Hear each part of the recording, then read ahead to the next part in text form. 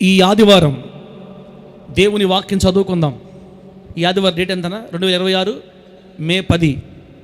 పోయిన వారం చదివిన వాక్యాన్ని చదివి కంటిన్యూషన్ చేద్దాం. ఈ వారంతో ముగిద్దాం బిడ్డ. కీర్తనల గ్రంథం 33వ కీర్తన 12వ వచనం. కీర్తనల గ్రంథం 33వ కీర్తన 12వ వాక్యం. యెహోవా తమకు దేవుడుగా కలిగిన జనులు ధన్యులు, ఆయన తనకు స్వాస్థ్యముగా ఏర్పరచుకుని జనులు ధన్యులు. యెహోవా తమకు దేవుడుగా గల జనులు ధన్యులు, ఆయన తనకు స్వాస్థ్యముగా ఏర్పరచుకుని జనులు ధన్యులు.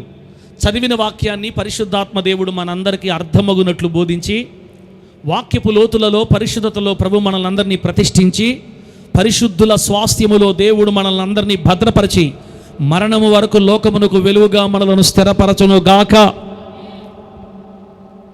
దేవుని బిడ్డలారా, ఇది పోయిన వారం మనం ధ్యానం చేసిన అంశం. మీరు వాక్యం చదివేటప్పుడు ఇంతకుముందు మీకు టీవీలో వాక్యం కనపడుతుండేది. ఇప్పుడు ఎందుకు కనపడలేదంటే ల్యాప్టాప్ ముసలిది అయిపోయింది. ఎంత ముసలిది అయిపోయిందంటే ఇక కొన్ని వారాల్లో చచ్చిపోద్ది, సమాధి పాట. ఇప్పుడు మరలా మనకు కొత్త ల్యాప్టాప్ కావాలంటే 2 లక్షలు కావాలా? వావ్, ఎంత కావాలి? డేవిడ్ తల పైకెత్తి. డేవిడ్, నువ్వు ఇప్పుడే తలంచితే రేపు జూన్ 10, 11 మీ ఊళ్ళోని మీటింగ్లు. నువ్వు ఇప్పుడే తలంచితేట జూన్ 10, 11 వరిగొండ ఎల్లాయిపాలెం క్రీస్తు ప్రేమ సామ్రాజ్య కూడికలు. జూన్ 10, 11 నువ్వు ఇప్పుడు తలంచితే అప్పుడు ఎత్తలేవు. ఇప్పుడు ఎత్తద్దు, అప్పుడు దించొద్దు. నువ్వు యాక్టివ్గా ఉండి డేవిడ్. నీ కిడ్నీలు ఏమి పెట్టాలి నువ్వు యేసునామలో. ప్రభు నామానికి మహిమ కలుగును గాక. గట్టి చెప్పండి హల్లెలూయా. కిడ్నీలు అమ్మమంటే ఈసారి బాగా నా మీద వేసేటట్టు అనుకుంటా. ఏం లేదు అనుకోబాగా. 2 లక్షలు కావాలి. మనకు అసాధ్యం, దేవునికి సమస్తం సాధ్యం. ఆ ల్యాప్టాప్ దేవుని బిడ్డల ద్వారా ఇచ్చిందే. ఆ ల్యాప్టాప్ మనం కొనలేదు ఆ రోజుల్లో కూడా. చెన్నైలో సౌజా అన్న పేరు, సౌజా అనే అన్నది ద్వారా మైకేల్ అనే ఒక అన్నను ఉపయోగించుకొని, అన్న మనల్ని బాగా ప్రేమించేవాడు, మన గురించి అన్నకి మంచి సాక్ష్యం చెప్పి దైవజనుడికి ల్యాప్టాప్ కానీ ఇస్తే దేవుని పని బాగా జరగద్ది, ఫోన్లో కష్టపడుతున్నాడని చెప్తే దేవుడే అదంతా చేసింది, మనుషులు కాదు. ఎవరు చేశారు అదంతా? దేవుడే. అవునా? అన్న సాఫ్ట్వేర్ ఇంజనీర్ అయితే మరి 87,000 అయింది అప్పట్లోనే. 2017 అనుకుంటా, 2016 అనుకుంటా అప్పట్లో తీసిచ్చారు దాన్ని. ఇప్పుడు కెమెరా కూడా మనం కొనలా. సతీష్ అనే ఒక బ్రదర్ యూకే నుంచి ఒక 50,000 కానుకేసి తెలియకుండా ఆశ్చర్యంగా అప్పట్లో 50,000 చూసి నేను కళ్ళు తిరిగిపోయిన. నాకు కుటుంబానికి వాడుకో బ్రదర్, కుటుంబంలో వాడుకోండి అన్నాడు. అప్పుడు పాక ఉంది ఇందిరమ్మ కాలనీలో, మరి మండల ఆఫీస్గా ముత్తుకూరులో పాకలో ఉన్నాం. చర్చి కూడా స్టార్ట్ చేయలేదు. కుటుంబానికి వాడుకోండి అన్నాడు. మనం అసలు వాడుకోం కదా కుటుంబానికి. వెంటనే సీటీలు రాసి ప్రార్థన చేశా. పాస్టర్ అనింది 2, అది కాదు ఇది చేయనింది, అది కాదు ఇది చేస్తానన్న. సరే మనకు తొగులు ఎందుకులే, చీటీలు రాసి ప్రార్థన చేద్దామని కెమెరా కొనాలా, పాస్టర్ చెప్పి పని చేయాలా. ప్రార్థన చేసి చీటీ తీస్తే కెమెరా కొనని వచ్చింది. చూసావా పాస్టమ్మా నా పక్షం దేవుడు ఎట్టున్నాడు అని 53,000 పెట్టి కెమెరా కొన్నాం అప్పుడు. ఇలా మనం కలిగి ఉన్న ప్రతి వస్తువు దేవుడిచ్చిందే. ఈ మిక్సర్ ఎవరిచ్చారు? ఎవరి ద్వారా దేవుడిచ్చాడు? కృపాకర్ తమ్ముడు ద్వారా దేవుడిచ్చాడు. కీబోర్డు ముత్తుకూరు రమాచలి కుటుంబం ద్వారా ఇచ్చాడు. ఇక్కడ ఉన్న ఏది కూడా మనం కొనింది కాదు, మనకు అన్నీ ప్రభు ఇచ్చిందే. ఈ సేవలు అన్నీ దేవుడిచ్చినవే తప్ప దేవుడు ఇవ్వాలి, ఆయనే ఇవ్వాలి. నేను అదే తీర్మానం చేసుకున్నా. నా సొంతగా ఏది కొనకూడదు, కొనడానికి నా దగ్గర కూడా ఏమీ లేదు. నోరు తప్ప నాకు ఇంకేం లేనే. ఈ నోరుతో దేవుని స్తుతించడం తప్ప ఇంక నేను చేయలేను. ఆయన మేలులు చేస్తుంటాడు. ఇక్కడ ఉండే ప్రతి వస్తువు మీరు ఎక్కడైనా చూడండి, ఇది ఎవరు సార్ అని చెప్పండి, నేను పేరు చెప్తా. టీవీ ఎవరు సార్ చెప్పండి, నేను పేరు చెప్తా. అట్లా ప్రతిదీ దేవుడు మనకి సహాయం చేశాడు. ఇక ముసలి అయిపోయిన ఈ ల్యాప్టాప్ చచ్చిపోయిన తర్వాత నూతన ల్యాప్టాప్ను మళ్ళీ దేవుడు మనకి ఇస్తాడు యేసునామములో. ఇచ్చే వరకు లైవ్ ఆపేయటమే. మనం ఏం చేద్దాం? ప్రభు చేయాలి ఏదైనా, మన వల్ల కాదు కదా. మీరు ప్రార్థనలో పెట్టండి. ఆల్రెడీ ముసలిది అయిపోయింది, కొత్తగా కొన్నామంటే ఈసారి మీకు వాక్యాలు అన్నీ నీట్గా బొమ్మలతో సహా. బొమ్మలు పెట్టాలని ఆశ పాపకి, బొమ్మలు పెట్టిందంటే ఆగిపోతుంది, లైవ్ మధ్యలోనే ఆగిపోతుంది. కాబట్టి ప్రార్థనలో జ్ఞాపకం చేసుకోండి. పరలోక ప్రభుత్వం మనకు గ్రాంట్ ఆర్డర్ ఇచ్చిందంటే కొద్ది రోజుల్లోనే దేవుడు మనకు కార్యం చేస్తాడు. ఆయన ఏ కాకిని వాడుకుంటాడో, ఏ వ్యక్తిని వాడుకుంటాడో, ఈ పరిచర్యకి కావలసినవన్నీ సమకూరుస్తున్న దేవుని నామానికి మహిమ కలుగును గాక. ఇవన్నీ మనకిచ్చిన దేవునికి చప్పట్లు కొట్టి ప్రభువు స్తుతించిన ఉదయకాలం మందు కొట్టు. ప్రభు నామానికి మహిమ కలుగును గాక. హల్లెలూయా, ఆమేన్. వాక్యం దగ్గరికి వెళదాం. ఏ ప్రజలు ధన్యులు భూమి మీద? ఎవరు ధన్యులు? పోయిన వారం అంశం పెట్టిమా, భూమి మీద ధన్యులు ఎవరు? భూమి మీద ధన్యులు ఎవరు? అందరం మనం అనుకున్నాం, పోయిన వారం చెప్పుకున్నాం. బ్యాంక్ బ్యాలెన్స్ ఎక్కువ ఉంటే, కారులు ఉంటే, బంగ్లాలు ఉంటే, ఉద్యోగాలు ఉంటే, వ్యవసాయ పొలాలు ఉంటే, ఆస్తి ఉంటే, హోదా ఉంటే, మంది బలం ఉంటే, డబ్బు బలం ఉంటే వాళ్ళే ధన్యులు అనుకున్నాం. కానీ బైబిల్ చెప్తుంది ఈ భూమి మీద ఏదైనా అశాశ్వతమే, శాశ్వతమైంది ఏది లేదు. బండ్లు ఓడలైపోతున్నాయి, ఓడలు బండ్లు అయిపోతున్నాయి. బికారి బలవంతుడు అయిపోతున్నాడు, బలవంతుడు బికారి అయిపోతున్నాడు. ధనవంతుడు దరిద్రుడు అయిపోతున్నాడు, దరిద్రుడు ఓవర్ నైట్లో ధనవంతుడు అయిపోతున్నాడు. రాత్రి స్టార్లు అయిపోతున్నారు. ఈ భూమి మీద ఎప్పుడు ఏది ఎలా జరగద్దో ఎవరికి తెలియట్లా. కాబట్టి శాశ్వతమైనది ఏది లేదు. డబ్బులో, ధనంలో, వెండి బంగారాల్లో, ఆస్తిపాస్తుల్లో, ఐశ్వర్యంలో నిజమైన ధన్యత లేదని మనకి అర్థమవుతుంది. అయితే దేవుని వాక్యానుసారంగా ఎవరు ధన్యులు అని మనం ఆలోచన చేస్తే, యెహోవాని దేవుడుగా కలిగిన జనులే ధన్యులు. ఆమేన్. యేసు ప్రభువుని దేవుడుగా కలిగిన జనులే ధన్యులు. ఆ టైంలో పాస్టర్ గారు బైబిల్ అట్లా రాశారు. కానీ యేసు ప్రభు నమ్ముకుంటే ఏమొస్తుంది పాస్టర్ గారు? యేసు ప్రభు నమ్ముకుంటే ఏమొస్తుంది? ధనులు ఎందుకు అవుతారు? ఎలా ధనులు అవుతారు బ్రో యేసు ప్రభు నమ్ముకుంటే అని మీకు డౌట్ వచ్చింది. దానికి మనమేం మాట్లాడుకున్నాం? మరణము తర్వాత ఉండబోయే రాజ్యంలో, మరణం తర్వాత ఉండబోయే జీవితంలో మనకి అన్ని రకాలుగా అన్నీ మనకు సమకూర్చింది.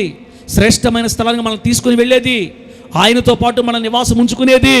ప్రభు చెప్పాడు, నేను వెళ్ళి మీకు నివాసాలు సిద్ధపరిచి నేనుండు స్థలములో మీరును ఉండులాగున మరలా వచ్చి నా యొద్దకు మిమ్మల్ని తీసుకొని పోతా. అప్పుడు మీరు నేను కలిసి నా తండ్రి దగ్గర నివాసం చేస్తామని మన ప్రభు చెప్పాడు. ఆయన మన కొరకు నివాసాలు సిద్ధపరిచే పనిలో ఉన్నాడు. రేపో మాపో వస్తాడు, వచ్చి సిద్ధపరచబడిన తన సంఘాన్ని తీసుకొని వెళ్ళిపోతాడు. ఆయన దగ్గర సదాకాలం ఉంచుకుంటాడు. ఈ మాటల చేత ఒకరినొకరు ఆదరించుకోండి అని రాయబడింది బైబిల్లో. మరణం తర్వాత ఇంత ధైర్యంగా ఉండేది మనం ఒక్కరమే. ఆమేన్. మరణం తర్వాత నేను పరలోకానికి పోతానని నెమ్మదిగా పడుకొని నిద్రపోయాడు ఎవరు? ఈ భూమి మీద ఎవరు? క్రైస్తవుడు ఒక్కడే. పరలోకానికి నేను వెళ్తాను, ఇప్పుడు చచ్చిపోయిన నేను పరలోకం వెళ్తా అని ధైర్యంగా పడుకునేది ఎవరు? క్రైస్తవుడు ఒక్కడే. క్రైస్తవులు కొంతమంది మనసు అంత కొన్నిట్లేదులే, ఇప్పుడు చచ్చిపోతే నరకాన్ని పోతాను నేషన్ చెప్తుండా. నిలబడు గట్టిగా, నిలబడు గట్టిగా, గట్టిగా అని నిలబడే వాళ్ళు నిలబడి గంటలు గందరగోళం చేసి పాపం ఇబ్బంది పెడుతున్నారు. కానీ హోలీ జడ్జి మినిస్ట్రీలో మాత్రం ఒక దీపం వెలిగింది. ఆ దీపం మన దేవుడు ప్రేమ స్వరూపి అని ప్రకటించే దీపం యేసు నామములో. హల్లెలూయా. ఆయన రక్తంలో కడగబడిన ఏ ఒక్కడిని వదలడు, వదులుకోడు. ఎంత దూరం వెళ్ళినా లాక్కొచ్చుకొని పరలోకానికి అయితే తీసుకెళ్ళిపోతాడు. కాబట్టి మనందరూ పరలోకం వెళ్తామని ధైర్యంలో ప్రభుని ఆరాధిస్తున్నాం. ఈ భూమి మీద ఎంత ధైర్యంగా బతికేది క్రైస్తవుడు ఒక్కడే. అందుకే మనము ధన్యులువి. యెహోవాను తమకు దేవుడుగా కలిగిన జనులు ధన్యులు. కొంతమందిని దేవుడి భూమి మీద తనకు ఆస్తిగా ఏర్పరచుకుంటాడంట. కొంతమందిని దేవుడి భూమి మీద స్వాస్థ్యముగా ఏర్పరచుకుంటాడు. ఆ 2 లైన్లో ఉంది కదా, ఆయన తనకు స్వాస్థ్యముగా ఏర్పరచుకున్న జనులు ధన్యులు అని రాయబడి. అయితే పోయిన వారం మీకేం చెప్పాను తెలుసా? ఆనందరాజన్న మాట్లాడబాక ఆనందరాజన్న, పోయిన వారం ఏం చెప్పానంటే, మనలను ధన్యులుగా మార్చిన దేవుని సుగుణాలని ఒక 4 పాయింట్లు చెప్పా పోయిన వారం. మనలను ధన్యులుగా మార్చిన దేవుని కొన్ని సుగుణాలు, దేవుని సుగుణాలు ఏంటది గుర్తు చేస్తా పెట్టుమా. ఫస్ట్ది ఏంది? దేవుడు మనలను ఎన్నుకున్నాడు, ఎంచుకున్నాడు, సెలెక్ట్ చేసుకున్నాడు. 850 కోట్ల మంది ప్రపంచ జనాభాలో, 150 కోట్ల మంది భారతదేశ జనాభాలో, ఆంధ్ర రాష్ట్ర జనాభాలో, నెల్లూరు జనాభాలో దేవుడు నిన్ను నన్ను ఎంచుకున్నాడు. ఇప్పుడు కాదు, జగత్తుకు పునాది వేయబడక ముందే, ఆదిలోనే తల్లి గర్భములో మన రవంత సృష్టించబడక మునిపే మనలను ఆయన కోరుకొని ఏర్పరచుకున్నాడు. ఇప్పుడు మనం రక్షించబడ్డాం. దేవుడు మనలను ఎన్నుకున్నాడు కాబట్టి మనం ధనులమయ్యాం. ఆమేన్. దేవుడు మనల్ని ఎన్నుకున్నాడు. ఇది నీకు తెలిస్తే ఇక నీకు దిగులు ఉండదు. ఇందాకట్లాగా నువ్వు ఏడస్తా పాట పాడవు, ఉజ్జీవం పంపుమా ఎలిగించుమా అని ఇంక బాధే ఉండదు. ఎందుకంటే ఆడ మనల్ని కోరుకున్నాడు కాబట్టి మనం సేఫ్ జోన్లోకి వచ్చేసాం. అయ్యా వాళ్ళను కూడా కనికరించయ్యని ప్రార్థన చేయటమే. రెండో మాట పెట్టమా. ఎందుకు మనం ధనులవి? మనల్ని ధనులుగా మార్చిన దేవుని సుగుణాలు ఏంటి? దేవుడు మనకు రక్షణ, దేవుడే మనకు బలం, దేవుడే మనకు ఆశ్రయం. 46వ కీర్తనలో ఉంటాయి ఈ వచనాలన్నీ. దేవుడు నాకు రక్షణ, దేవుడే నాకు బలం, దేవుడే నాకు ఆశ్రయం. మన కళ్ళు ముందే ఎందరో యాక్సిడెంట్లో చనిపోతున్నారు, మనం బ్రతుకున్నాం. చిన్నపిల్లలకి, పెళ్ళిగాని ఆడపిల్లలకి భయంకరమైన వ్యాధులు వస్తున్నాయి. పోలియోతో కొంతమంది ఆడపిల్లలు మంచి వయసులోనే మంచాల మీద పడున్నారు. యాక్సిడెంట్లు అయ్యి కాళ్ళు చేతులు పోగొట్టుకుని పైకి లేవలేని పరిస్థితుల్లో పడిపోయి ఉన్నారు. రోజుల పాటు ఏడ్చి ఏడ్చి ఏడ్చి ఏడ్చి ఏడ్చి ఏడ్చి కృషించి కుంగిపోయి ఉన్నారు. ఎంత నెమ్మది చెప్పినా గత దినాలు జ్ఞాపకం చేసుకునే వాళ్ళు మనస్సు నెమ్మది లేక ఆ దిగుల్లోనే చనిపోయిన వాళ్ళు కూడా ఎందరో ఉన్నారు. చిన్న పిల్లలు చనిపోతున్నారు. వయసుతో తారతమ్యం లేకుండా మరణం ఎందరినో పట్టుకెళ్ళిపోతుంది. మరణం నిన్ను నన్ను ఇంకా తీసుకుని వెళ్ళలేదు. ఎందుకు చెప్పండి? యెహోవాయే మనకు రక్షణ. ఆమేన్. యెహోవాయే మనకు రక్షణ. త్రుటిలో తప్పిపోతాయి కొన్ని ప్రమాదాలు మనకి. త్రుటిలో బిడ్డారా, మనం వెళ్ళి ఏ బస్సుని ఏ లారీని కొట్టబల్లే. ఏంది మా ఆనందరాజన బాధ్యత ఈరోజు పనులు అనా? భార్య తెచ్చేయాలి నీకు బైబిల్. చూసారా, భార్యలు మోస్తున్నారు భర్తలకు బైబిళ్ళు. ఎంత మంచోళ్ళు, అట్టే మొప్పించుకోండి. ఎంత మంచోళ్ళు అంటే భార్యని బైబిల్ దగ్గర కూడా వాడుకుంటున్నారు. ఇంటికాడి నుంచి బైబిల్ నోట్ చేతిలో పట్టుకొని నేను క్రైస్తవుణ్ణి అని బస్సులో చూపించుకుంటా రావడానికి కూడా మనకి సిగ్గు. అందరు కాదులే, కొందరు ఉంటారు అట్లా. పాప మా అన్న ఎందుకు ఇచ్చేయడంలే. ఒక సిగ్గుతో ఇచ్చుంటే మాత్రం ఇప్పుడు మందిరంకి వచ్చేటప్పుడు బైబిల్లో కూడా బస్సుల్లో కూడా చేతులు ఏముండాలా? అప్పుడేమనుకుంటూ చూసిన వాళ్ళంతా వీళ్ళు ఎక్కడికి పోతున్నారు? చర్చికి వెళ్తున్నారు. వీళ్ళు దేవుని బిడ్డలు, వీళ్ళు క్రిస్టియన్స్. ప్రభుకు మహిమ వస్తుంది కదా. ఇంకా మన దేశంలో ఒక మతం సంబంధించిన అధికారం రాలేదు కాబట్టి ఇంకా మనం బస్సుల్లో పట్టుకోపోవచ్చు, ఇబ్బంది లేదు. ఆ రోజులు కూడా వచ్చి ఇది పలానా మతంకి సంబంధించిన దేశం కనబడిందంటే కాల్చేస్తానంటే అప్పుడు ఇంకా మనం వదిలేద్దాం. ఇంకా ప్రస్తుతానికి స్వాతంత్రత ఉంది కాబట్టి దేవుని నామాన్ని గణపరచడానికి బస్సుల్లో, కారుల్లో, మ్యాజిక్కుల్లో, లారీలు కాదులే, మ్యాజిక్కుల్లో, ఆటోల్లో బైబిల్ పట్టుకోరండి. స్త్రీలు అంటే బ్యాగుల్లో పెట్టుకుంటారు, మనకేం బ్యాగులు ఉంటాయనా? మన చేతులు తీసుకొని పట్టుకోవటం అంతే. ఇప్పుడు మా జానుపాలన్న అంటే బ్యాగు, అట్ట, పెన్ను, ప్యాడు మొత్తం ఉంటాయి కాబట్టి అవి పడుకోలేడు. అది బ్యాగులో పెట్టేసి జిప్పేసి తీసుకురావచ్చు. సింగిల్ బైబిల్ ఉండేవాళ్ళు చూపించండి దేవుని విలువని. ఎందుకు? యెహోవాను దేవుడుగా కలిగిన జనులుగా మనము ధన్యులమి. మనము ధన్యులమని లోకానికి తెలియాలి. ఎందుకు మనం ధన్యులమి?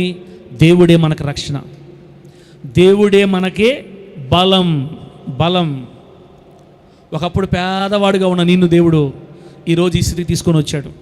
ఒకప్పుడు పనికి రాని స్థితిలో ఉన్న నిన్ను ప్రయోజనకరంగా మార్చాడు, అనేకులకు ఆశీర్వాదకరంగా మార్చాడు. ఒకప్పుడు ఆర్థికంగా చతికిలబడిపోయిన నీ జీవితాన్ని ఇప్పుడు స్థితిమంతంగా మార్చాడు. ఆయనే నీకు బలంగా మారాడు. ఇలా లోకంలో ఉన్న ప్రజలకి సహాయం చేసే దేవుడు, మనలాంటి దేవుడు ఇంకొకడు లేడు. అందుకే యెహోవాను దేవుడుగా కలిగిన జనులు ధన్యులు. ఆమేన్. ఇదంతా పోయిన వారమే చెప్పాను మీకు. మూడోది ఇర్మియా గ్రంథం 29:11. ఇర్మియా గ్రంథం 29:11 ఏముంటుందంటే, దేవుడు మన కోసం కొన్ని విషయాలు నిర్ణయించాడంట. అవి మేలుకరమైన సంగతులే. మీకు భవిష్యత్తులో మీకోసం నేను మంచి సంగతులు యోచించాను, అవి మేలుకరమైనవి కానీ హానికరమైనవి కావు రాయబడ్డది అక్కడ. అంటే ముందుగా దేవుడు మన భవిష్యత్తుని ముందే నిర్ణయించి పెట్టాడు. మన భవిష్యత్తుని మన దేవుడు ముందే నిర్ణయించి పెట్టాడు కాబట్టి మనం ధన్యులమే. ఇట్లా ఇంత ధన్యత, ఇంత సంతోషం, ఇంత ధైర్యం ఇంకొక చోట మనకు రాదు. మన దేవుడు మన భవిష్యత్తుని నిర్ణయించాడు కాబట్టి మనం ధైర్యంగా బ్రతుకుతున్నాం. అందుకే మనం ధనులమయ్యాం. లాస్ట్ మాట పోయిన వారం చెప్పాను. లాస్ట్ మాట 1 పేతురు పత్రిక 1:3-4 వచనాలు ఏముంటుందంటే, దేవుడు మన అందరి కోసం వాడబారని స్వాస్థ్యం, అక్షయమైన స్వాస్థ్యం రెడీ చేసి పెట్టాడంట. వాడబారని స్వాస్థ్యం. దేవుడు మనకి శాశ్వత వారసత్వంగా పరలోక రాజ్యాన్ని, పరలోక పట్టణాన్ని మనకి దేవుడు సిద్ధం చేసి పెట్టాడు.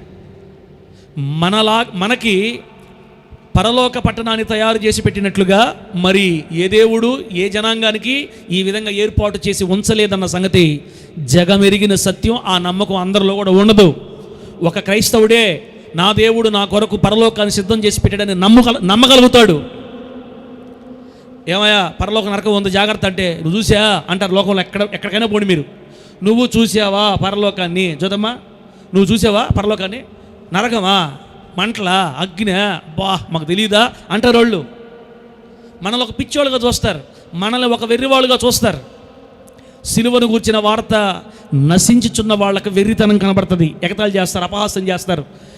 సువార్త ఎవరైతే ఎగతాళి చేస్తుంటారో వాళ్ళకి దేవుని యొక్క దర్శనం, దేవుని యొక్క స్పర్శ కలగలేదు వాళ్ళకి. అందుకే వాళ్ళు సిలువని సువార్తని ఎగతాళి చేస్తుంటారు. అబ్బా నరకం అంట, అబ్బా పరలోకం అంట, అబ్బా భక్తులు అంటుంటారు మనల్ని. కానీ యేసులో ఉన్న వాళ్ళకి మాత్రం సిలువను గూర్చిన వార్త నశించుచున్న వారికి వెర్రితనము, కానీ రక్షించబడుచున్న మనకి ఆ వార్త దేవుని శక్తి. ఆమేన్. గట్టి చెప్పు హల్లెలూయా. సిలువను గూర్చిన వార్త, పరలోకాన్ని గూర్చిన వార్త మనకు దేవుని శక్తి. మన కొరకు పరలోకాన్ని సిద్ధపరిచిన దేవుడు, మన కొరకు సమస్తము సిద్ధపరిచి ఉన్న దేవుడు లాంటి దేవుడు ఈ భూలోకంలో ఇంకొక జనాంగానికి లేనే లేడు.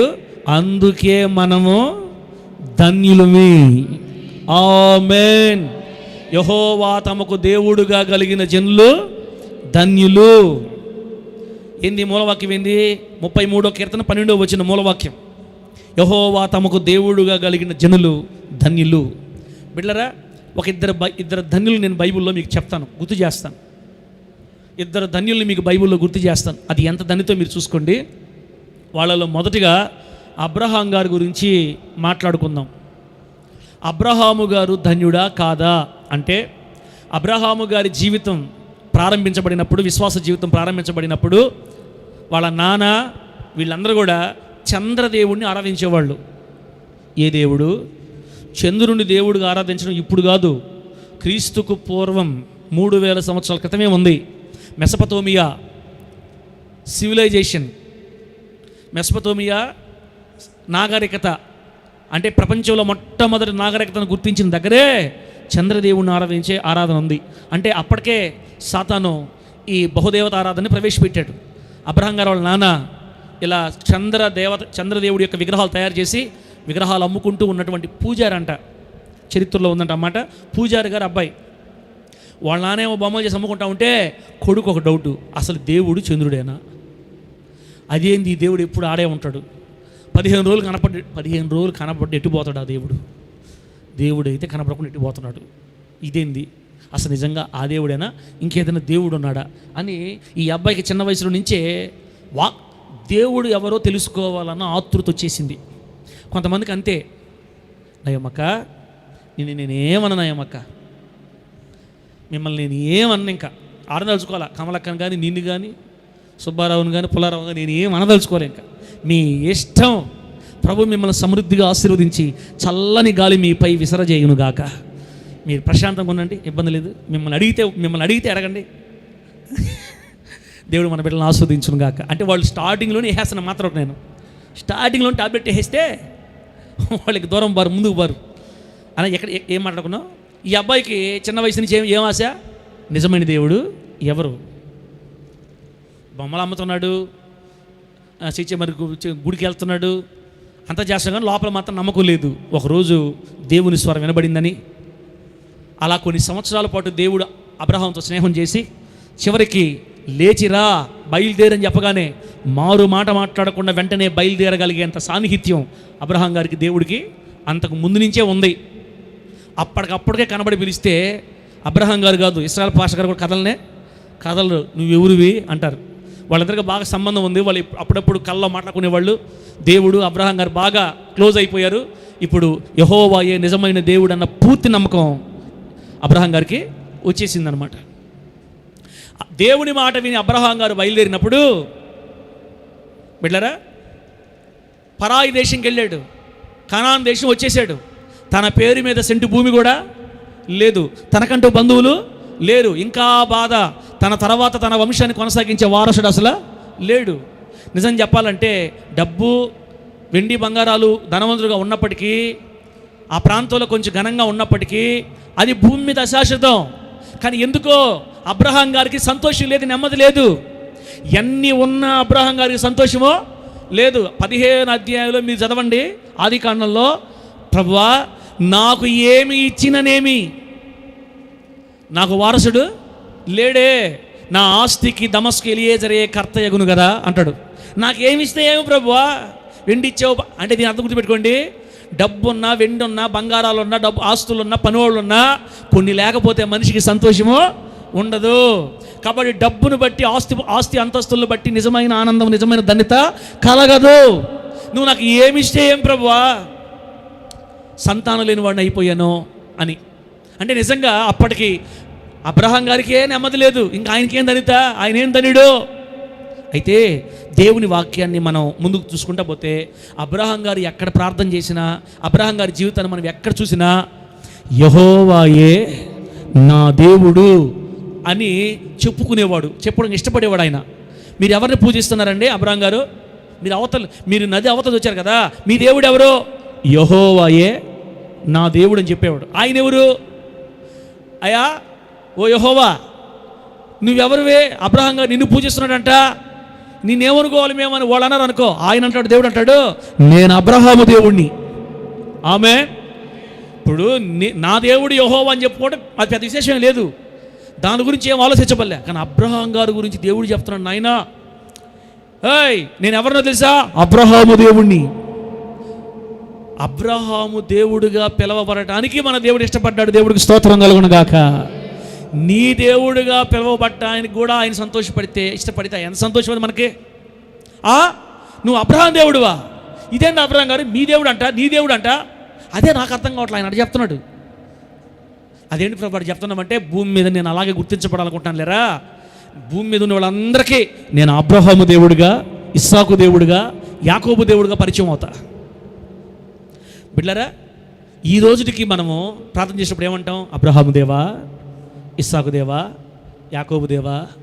అబ్రహాం గారి ఎముకలు, ఇస్సాకు గారి ఎముకలు, యాకోబు గారి ఎముకలు నేలలో కూడా మట్లు కూడా కలిసిపోయి అసలు ఉండయో లేదో మనకు తెలియదు. భూమి మీద 1000 సంవత్సరాల క్రితమే వాళ్ళు మట్లో కలిసిపోయినా ఈ రోజుకి దేవుణ్ణి మనం వాళ్ళ దేవుడుగా పిలుస్తున్నామంటే అది ధన్యత అంటారా కాదంటారా? అది కదా నిజమైన ధన్యత. వాళ్ళ పేర్లు ప్రతి క్రైస్తవుడి నోట్లో నానతా ఉంటాయి. ఇంగ్లీష్ వాళ్ళ దగ్గర పోండి, God of Abraham, God of Isaac, God of Jacob అంటారనమాట. ఇంగ్లీష్ వాళ్ళు వాళ్ళ భాషలో పిలుస్తారు. తమిళ దగ్గర పోతే ఎన్నాక్కడంగులే ఏనా అబ్రహాం దేవుళ్ళే అంటారు. ఆడబోతే హిందీ దగ్గర ఎవరికో నాకు తెలియదులే, వస్తే మాట్లాడాలా. హిందీ వాళ్ళు వాళ్ళ దాచి అబ్రహాం దేవుడు, ఇస్సాకు దేవుడు, యాకోబు దేవుడు అని చెప్తారు. ఏ భాషలోకైనా పో, ప్రతి వ్యక్తి తన నోటితో అబ్రహాము దేవుడు, అబ్రహాము దేవుడు అని పిలుస్తారు. ఇంతకంటే ధన్యత ఏమైనా ఉందా? అది దేవుడు మనకిచ్చిన ధన్యత. యెహోవాను దేవుడిగా కలిగి ఉంటే వచ్చే ధన్యత అదే. బిడ్డలారా, అంత గొప్ప భాగ్యం మన పితరులు సంపాదించుకున్నారు. పైగా అబ్రహాం గారికి దేవుడు బోనస్గా ఏమి ఇచ్చాడు తెలుసా? విశ్వాసులకు తండ్రి. అబ్బా, అబ్రహాం గారు ఎవరు? విశ్వాసులకి తండ్రి. ఇప్పుడు దాకా ఈ యుగం అంతరించేదాకా ఈ భూమి మీద చివరి వ్యక్తి పుట్టాడు అనుకోండి, ఆ వ్యక్తితో ఇక లాస్ట్ అనుకోండి, ఇక యుగాంతం అయిపోద్ది అనుకోండి. దేవుడు మొత్తాన్ని క్లీన్ చేసి ఎక్కడో పంపించాడు అనుకోండి, లాస్ట్ వ్యక్తి పుట్టాడే, ఆ లాస్ట్ వ్యక్తికి కూడా ఈయన తండ్రి. విశ్వసించే ప్రతి వారికి ఈయన తండ్రి, విశ్వాసులకు తండ్రి. నీవు జనములకు తండ్రి అవుతావు అని చెప్పాడు దేవుడు. దేవుడికి స్తోత్రం కలుగును గాక. చెప్పండి గట్టిగా హల్లెలూయా. బా, ఎంత భాగ్యం నిజం చెప్పాలంటే అబ్రహాం గారికి. ఒకప్పుడు పిల్లలు లేరు, ఒకప్పుడు డబ్బు లేదు, సెంటు భూమి లేదు, పరాయి దేశానికి వెళ్ళిన ఆ వ్యక్తిని దేవుడు ఆశీర్వదించి 1000 సంవత్సరాలుగా ఈ రోజుకి అబ్రహాం గారు గణపరచబడుతున్నారంటే అది ధన్యత. అబ్రహాము గారికి ఇచ్చిన ధన్యత మనకును దేవుడు ప్రసాదించును గాక.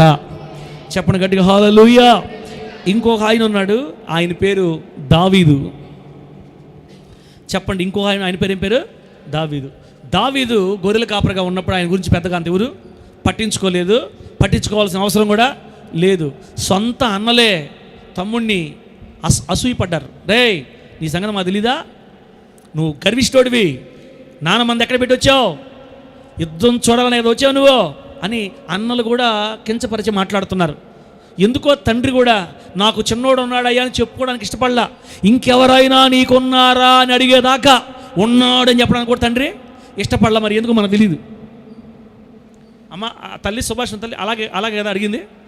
సమయల్ గారు ఏమన్నారు? సమయల్ గారు, యెషయ్ నీకు పిల్లలు ఎంతమంది అయినా ఇంకెవరైనా ఉన్నారా? ఇంకానో కడసారి వాడు. అప్పుడు చెప్తున్నాడు. అంటే వాళ్ళ నాన్నకు కూడా నాకు లాస్ట్ కొడుకున్నాడని చెప్పుకోవడానికి కూడా ఇష్టం ఉన్నట్లా. మర్చిపోయాడా అంటే బిడ్డలెట్ట మర్చిపోతారు? వాడి ముఖం వాడిని రాజుగా చేసుకునేది. ఆ రాజు పోలికలు ఒక్కడ కూడా వాడికి లేవు. నా పెద్ద కొడుకే మొత్తం ఉండేది, కానీ పాటలు బాగా పాడతాడు, పేదన బాగా చేస్తాడు, నడిపిస్తాడు బాగా, మంచిగా చూస్తానికి హీరోలాగా ఉంటాడు, కండలు అన్నీ జిమ్ము అన్నీ కరెక్ట్గా ఉంటాయి. మా అబ్బాయికి, పెద్ద అబ్బాయికి ఏమైనా ఉంటే వాడు ఉండాలా. వాడు లాస్ట్ పాప వాడు ఏందో వాడు మెంటల్ ఆఫ్ మైండ్ వాడు, అమాయకుడు వాడెట రాజు అవుతాడు అనుకున్నాడో.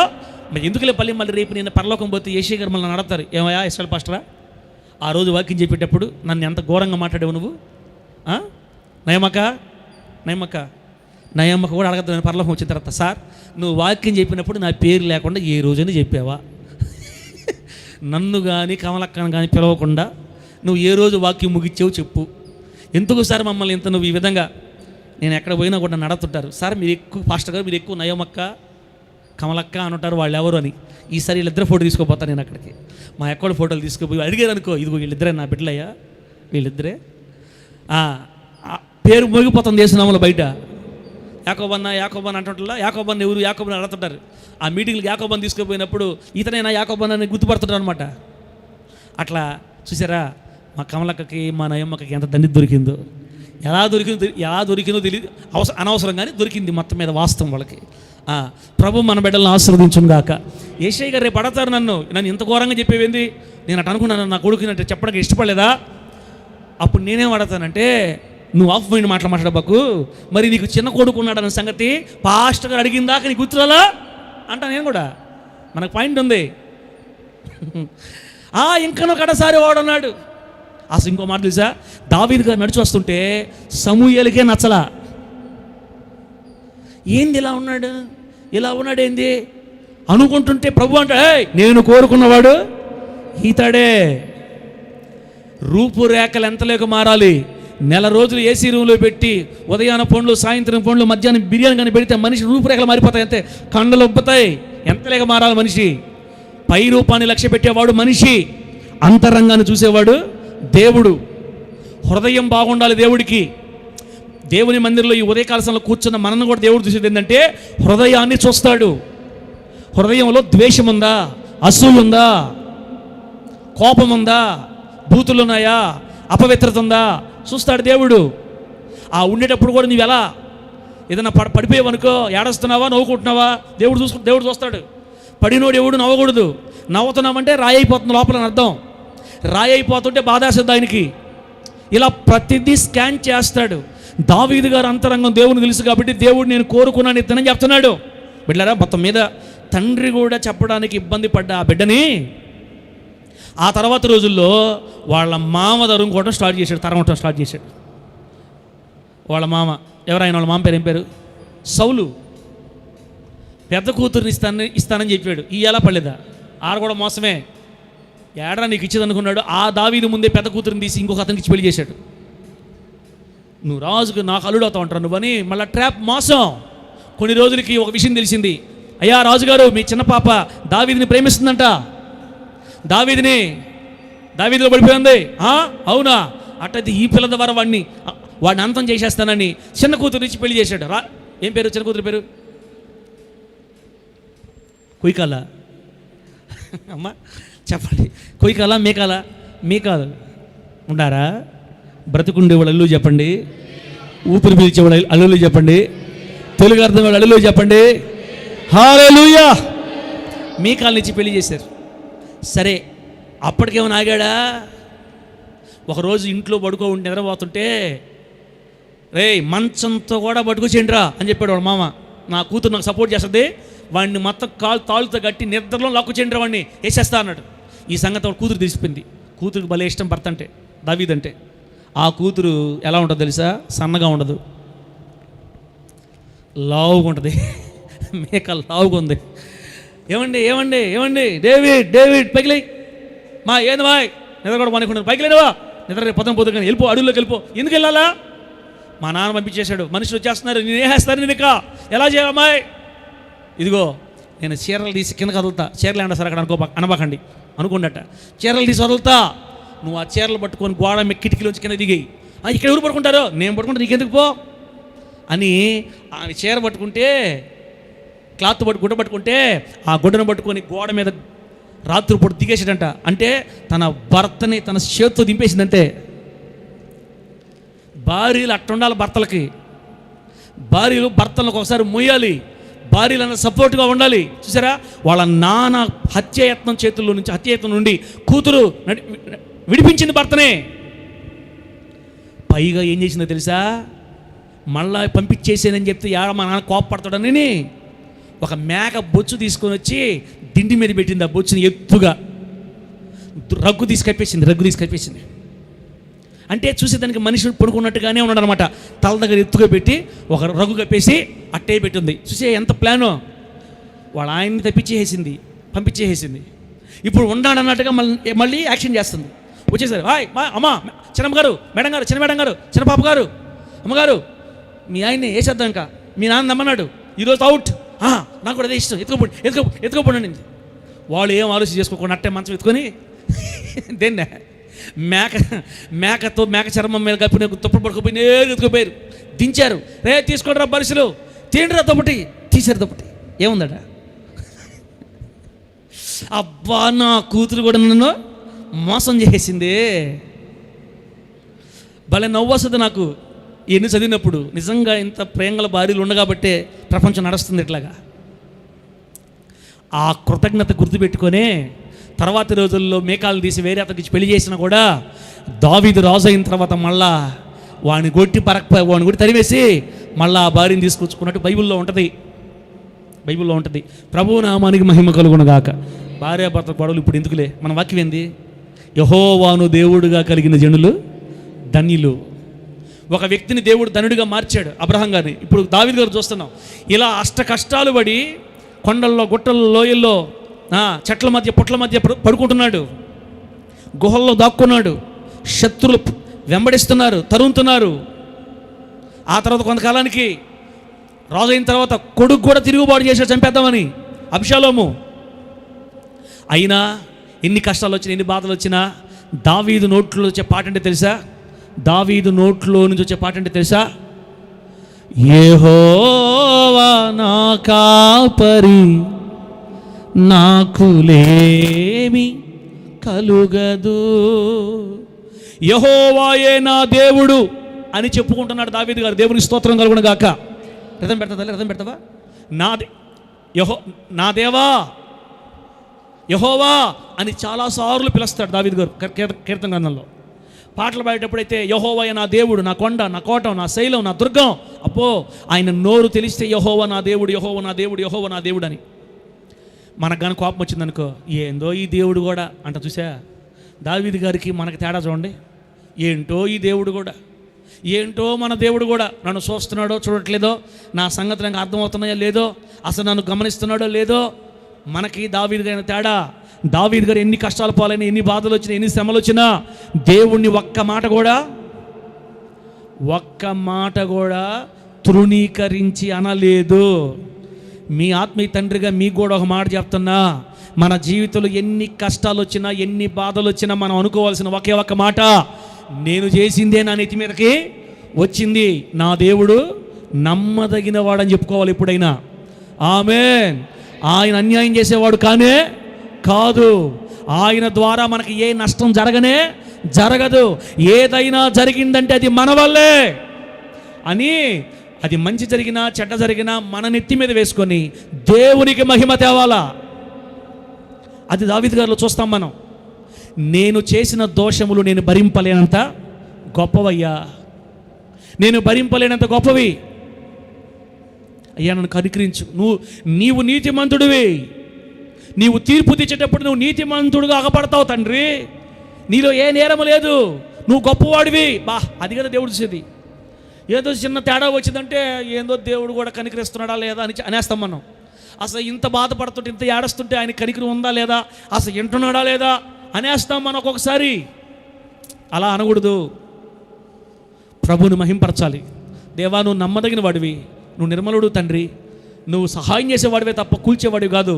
ఏదన్నా జరిగిందని అది నా వల్ల తండ్రి, రెండింతలుగా నన్ను దీవించడానికైనా అయ్యుండొచ్చు, నాకు కొన్ని పాఠాలు నేర్పించడానికి అయ్యుండొచ్చు, నాలో ఉన్న కొన్ని అవలక్షణాలు దుష్టత్వాన్ని తొలగించడానికి అయ్యుండొచ్చు. ఏది ఏమైనా నువ్వు అనుమతించావు, నేను సహించాలి, నువ్వు నమ్మదగిన వాడివి అని చెప్పుకుంటూ వెళ్ళాలి. అలా దావీదు గారు ఎన్ని కష్టాలు వచ్చినా, ఎన్ని బాధలు వచ్చినా పాటలు పాడుకుంటూనే వెళ్ళాడు. కానీ దేవుణ్ణి తృణీకరించినట్లుగా బైబిల్లో మనకు కనబడదు. అర్థమైతే గట్టిగా హల్లెలూయా చెప్పండి.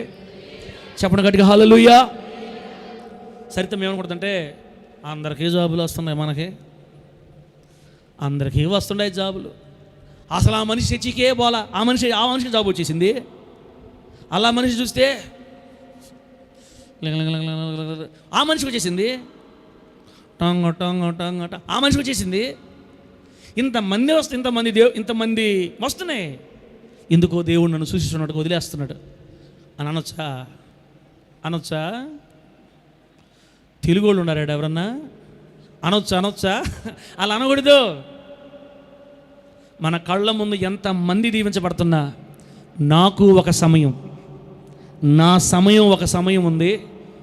ఏ ఆదరణ, ఏ రికమెండేషన్ లేని నా బ్రతుకుకి ఒక రికమెండేషన్ ఉంది, అది పరలోకం నుంచి వస్తుంది. ఆ రోజు నా ప్రభు నన్ను ఖచ్చితంగా కనికరిస్తాడు. కనికరించిన స్తోత్రం, కనికరించకపోయినా స్తోత్రం అంతే. ఇలాగే బతికేస్తా. నా ప్రభు నీతిమంతుడు, నా ప్రభు యథార్థవంతుడు, ఆయనలో ఏ నేరం లేదని ఎప్పుడైతే ఒప్పుకుంటామో అప్పుడు మన జీవితాల్లో ఎక్కలేని ఎత్తైన కొండల మీదకి ఎక్కి అనుభవాలు స్టార్ట్ అవుతాయి. ప్రభు నామానికి మహిమ కలుగును గాక. యెహోవా అని పాడే ముందు లాస్ట్ చెప్తున్నాను, ఇది చెప్పేసి పాడపడదాం. ఎప్పుడైతే ఇలా పాటలు పాడుకుంటే దావీదు వెళ్ళారో, దావీదు గారిని దేవుడు ఎంత గొప్ప చేశాడో తెలుసా? ఆదివారం ఒక వాక్యం స్టార్ట్ చేస్తే దావీదు గారి గురించి ఒక్క మాట జ్ఞాపకం చేసుకోకుండా మన వాక్యం ముగించం. ఎక్కడో ఒక దగ్గర దావీదు దేవుని దృష్టికి హృదయానుసారుడు, దావీదు నీతిమంతుడు, ఇట్లా కొంతమంది చెప్తారు. కొంతమంది బత్షెబా ఏదో రకంగా జ్ఞాపకం చేసుకుంటున్నారు కదా. బిడ్డలారా, మీకు విషయం తెలుసా? ఈ రోజుకి కూడా మన ఇజ్రాయెల్ దేశం పోతే దావీదు గారు రాసిన పాటలే పాడుకుంటారంట వాళ్ళు ఎప్పటికి కూడా. ఏ పాటలు? దావీదు గారు రాసిన పాటలే.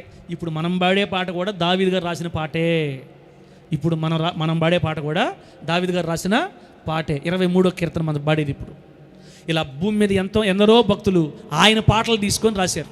ఇప్పుడు అంతే నేనేమంటానంటే, దావీదు గారికి దేవుడు ఎంత ధన్యత ఇచ్చాడంటే, ప్రపంచమంతా కోట్లాది మంది దావీదు గారి పాటలు పాడుతున్నారు, దావీదు గారి మాటలనే వాక్యంగా చెప్పుకుంటున్నారు ప్రపంచమంతా. ఇది ధన్యత కాదా? ఇది ధన్యత కాదా? అది ఏం ధన్యత అండి? అదేం ధన్యత? నీ గురించి చెప్పుకోమను. అంతెందుకు, పక్కనూరు చెప్పుకోమను. నీ గురించా? పక్కనూరులో నీ గురించి చెప్పుకోమను. తమిళనాడులో చెప్పుకోమని నీ గురించి, నా గురించి. మన గురించి చెప్తారా? మన గురించి చెప్పరే. మరి దావీదు గారి గురించి ఎందుకు చెప్తున్నారు? దావీదు గారికి దేవుడు ధన్యత ఇచ్చాడు. కీర్తనల గ్రంథంలో ఏ ప్రసంగం చేసినా, కీర్తన గ్రంథంలో ఏ పాట పాడినా, ఏ పదం తీసుకున్నా అది దావీదు గారికి ధన్యత. అబ్రహామును అంత ధన్యతలు నడిపించిన దేవుడు దావీదుని కూడా మహా ధన్యతలు నడిపించాడు దేవుడు. వీళ్ళిద్దరికి దేవుడు గొప్ప ధన్యతనిచ్చినట్లుగా యెహోవాను దేవుడుగా కలిగిన జనులుగా ఉన్న మనకు కూడా గొప్ప ధన్యతని ప్రభు ఇవ్వబోతున్నాడు యేసు నామములో. గట్టిగా చెప్పండి హల్లెలూయా. వీళ్ళిద్దరు ఇంత గొప్పోళ్ళైనా హెబ్రీ పత్రికలో ఒక మంచి మాట రాయబడింది, మనము లేకుండా వీరు సంపూర్ణులు కాలేరంట. విశ్వాసులు లేకుండా మన పితరులు సంపూర్ణులు కాలేరు. విశ్వాసుల జాబితా పూర్తి కాకుండా అసలు వాళ్ళకి సంపూర్ణత లేదంట. ఈ యుగమందు పుట్టిన నీకు నాకు ఎంత ధన్యత. మనం వెళితేనే వాళ్ళ లెక్క పూర్తి అవుతాయి. ఇంకా మన తర్వాత పుట్టేవాళ్ళు కూడా రావాలి. మనందరం కలిసి ఒక దగ్గరికి వస్తేనే వీళ్ళు కూడా పూర్ణులు అవుతారు. అంటే మీరు ధన్యులు అయితే అయ్యారు లేరా? తాగండి, నా బిడ్డలు ఇంకా రావాలి, లెక్క పూర్తవ్వాలా. బిడ్డరా, అంటే నేను ఎందుకు ఈ మాట ఎందుకు చెప్పానంటే, మనమేమి తక్కువ వాళ్ళమే కాదు, మనము కూడా దేవుని దృష్టిలో ఉన్న విశ్వాస వీరులమే, దేవుని దృష్టిలో ఉన్న బిడ్డలమే. మనమేం కూలిపోవాల్సిన అవసరం లేదు. మనం ఎంత ధన్యులవో మీకు అర్థం అవడానికి ఈ మాటలన్నీ చెప్తున్నా. దేవుని నామానికి మహిమ కలుగును గాక. దావీదుకి ఇచ్చిన ధన్యత, అబ్రహాంకి ఇచ్చిన ధన్యత ప్రభు ఈ పూట మనకు కూడా ప్రసాదించాడు. దావీదు కంటే, అబ్రహాం కంటే మనం ఎంత ధన్యులమో తెలుసా? ఓ అమ్మా, దావీదు కంటే, అబ్రహాం కంటే మనం ఎంత ధన్యులమో తెలుసా? అబ్రహాం పాపం చేసినా, దావీదు పాపం చేసినా గొర్రె పిల్ల బలిస్తేనే వాళ్ళకి పాపక్షమాపణ. మనకైతే ప్రార్థనా గదిలో మోకాళ్ళుంచి మనము మన పాపములను ఒప్పుకొనిన ఎడల నమ్మదగిన వాడు నీతిమంతుడైన యేసుక్రీస్తు వారు మన ప్రతి పాపాన్ని క్షమించి సమస్త దుర్నీతి నుండి మనల్ని పవిత్రులుగా చేస్తున్నాడు. ఒప్పుకుంటే అయిపోతుంది ఇక్కడ. కానీ దావీదుకి ఒప్పుకుంటే కుదరదు. ఏం చెల్లించాలా? ఎన్ని పాపాలు చేస్తే అన్ని జంతువులు తెగాల. జంతువులు కొనేసే స్తోమత లేదనుకోండి, పావురాలు తీసుకెళ్ళాలి. పావురాలు కొనాలన్నా డబ్బు కావాలి. పాపం చేయటం, పావురాలు కొనటం, బలియటం. పాపం చేయటం, పావురాలు కొనటం, బలియటం. పాపం చేయటం, గోవలు కొనటం, బలియటం. ఇప్పుడు మనం కొనే పని ఏం లేదు. ఎంత ధన్యులు అంటే మనము, యేసు రక్తం మనకు సిద్ధపరచబడింది, యేసు రక్తంలో కడగబడే ఆప్షన్ మనకు దొరికింది. వాళ్ళ కంటే కూడా మనం ఎంతో ధన్యులమి. దేవుని నామానికి మహిమ కలుగును గాక. గట్టి చెప్పండి హల్లెలూయా. ఈ ఇద్దరు దైవజనుల వల్లే మనందరికి కూడా గొప్ప ధన్యత ప్రభు ప్రసాదించును గాక. బిడ్డలారా, 40 నిమిషాలు అయిపోయింది. నేను అసలు స్టార్టే చేయలేదు ఇంకా పాయింట్లు. ఇప్పుడు స్టార్ట్ చేస్తాను. చిన్న పలవ పాడదాం. పెడతల రిథం పెట్టు. యెహోవా, చెప్పండి. యెహోవా నా కాపరి, నాకు లేమి కలుగదు. యెహోవా నా కాపరి, నాకు లేమి కలుగదు. పచ్చిక గల చోట్ల పరుళ్ళ చేసి, శాంతికరమైన జలముల యొద్ద నిన్ను నడిపించును. పచ్చిక గల చోట్ల పరుళ్ళ చేసి, శాంతికరమైన జలముల యొద్ద నన్ను నడిపించును. నా ప్రాణమునకు సేద తీర్చును. తన నామమును బట్టి నీతి మార్గములలో నన్ను నడిపించును. ఎవరి పాట ఇది? ఎవరి పాట? దావీదు గారి పాట. యెహోవా నా కాపరి, నాకు లేమి కలుగదు. యెహోవా నా కాపరి, నాకు లేమి కలుగదు. పచ్చిక గల చోట్ల పరుండ చేసి, శాంతికరమైన జలముల యొద్ద నన్ను నడిపించును. నా ప్రాణమునకు సేద తీర్చును. తన నామమును బట్టి నీతి మార్గములలో నన్ను నడిపించును. యెహోవా నా కాపరి, నాకు లేమి కలుగదు. స్తోత్రం. ఆమె బుక్లో పాట తీసిండమ్మా. గాఢాంధకారపు లోయలో సంచరించిన, ఏ అపాయమునకు భయపడను. ఆమె గాఢాంధకారపు లోయలో సంచరించిన, ఏ అపాయమునకు భయపడను. నీవు నాకు తోడై నీ దుడ్డు కర్రతో, నీ దండముతో నన్ను ఆదరించును. నీవు నాకు తోడై నీ దుడ్డు కర్రతో, నీ దండముతో నన్ను ఆదరించును. నా ప్రాణమునకు సేద తీర్చును. తన నామమును బట్టి నీతి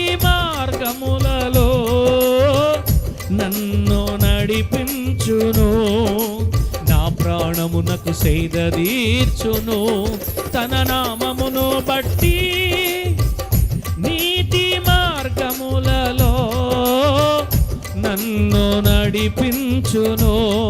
యెహోవా నా కాపరి, నాకు లేమి కలుగదు. యెహోవా నా కాపరి, నాకు లేమి కలుగదు.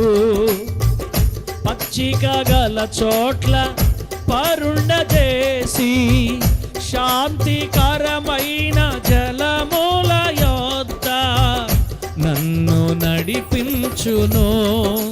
నా ప్రాణమునకు సేదదీర్చును. తన నామమును బట్టి నీతి మార్గములలో నన్ను నడిపించును. నా ప్రాణమునకు సేదదీర్చును. తన నామమును బట్టి నీతి మార్గములలో నన్ను నడిపించును. యెహోవా నా కాపరి, నాకు లేమి కలుగదు. హల్లెలూయా. గట్టిగా చెప్పండి. ఈరోజు అంశం పేరు చెప్పండమ్మా. ఈరోజు అంశం పేరు చెప్పండమ్మా. భూమి మీద ధన్యులు. తెలుగు వాళ్ళారా, భూమి మీద ధన్యులు. అసలు లాస్ట్కి వాక్యం అయిపోయిన తర్వాత ఏం చెప్పామంటే, అలా ఆయనకి ఆమె ఏమైందంటారు చూడండి. మొత్తం విని మొత్తం లాస్ట్ అన్నట ఆయనకి ఏమవుతాయి? మీ తలల మీద యేసు రక్తం పొయ్య, మీ కళ్ళల్లో చెవుల్లో ఫుల్లుగా పొయ్య. దేవుని వాక్యం అర్థం చేసుకునే శక్తి దేవుడు మీకు అనుగ్రహించును గాక. నీకంటే ధనులు భూమి మీద ఇంకొకరు లేరు. యెహోవాను తమకు దేవుడుగా కలిగిన జనులు ధన్యులు.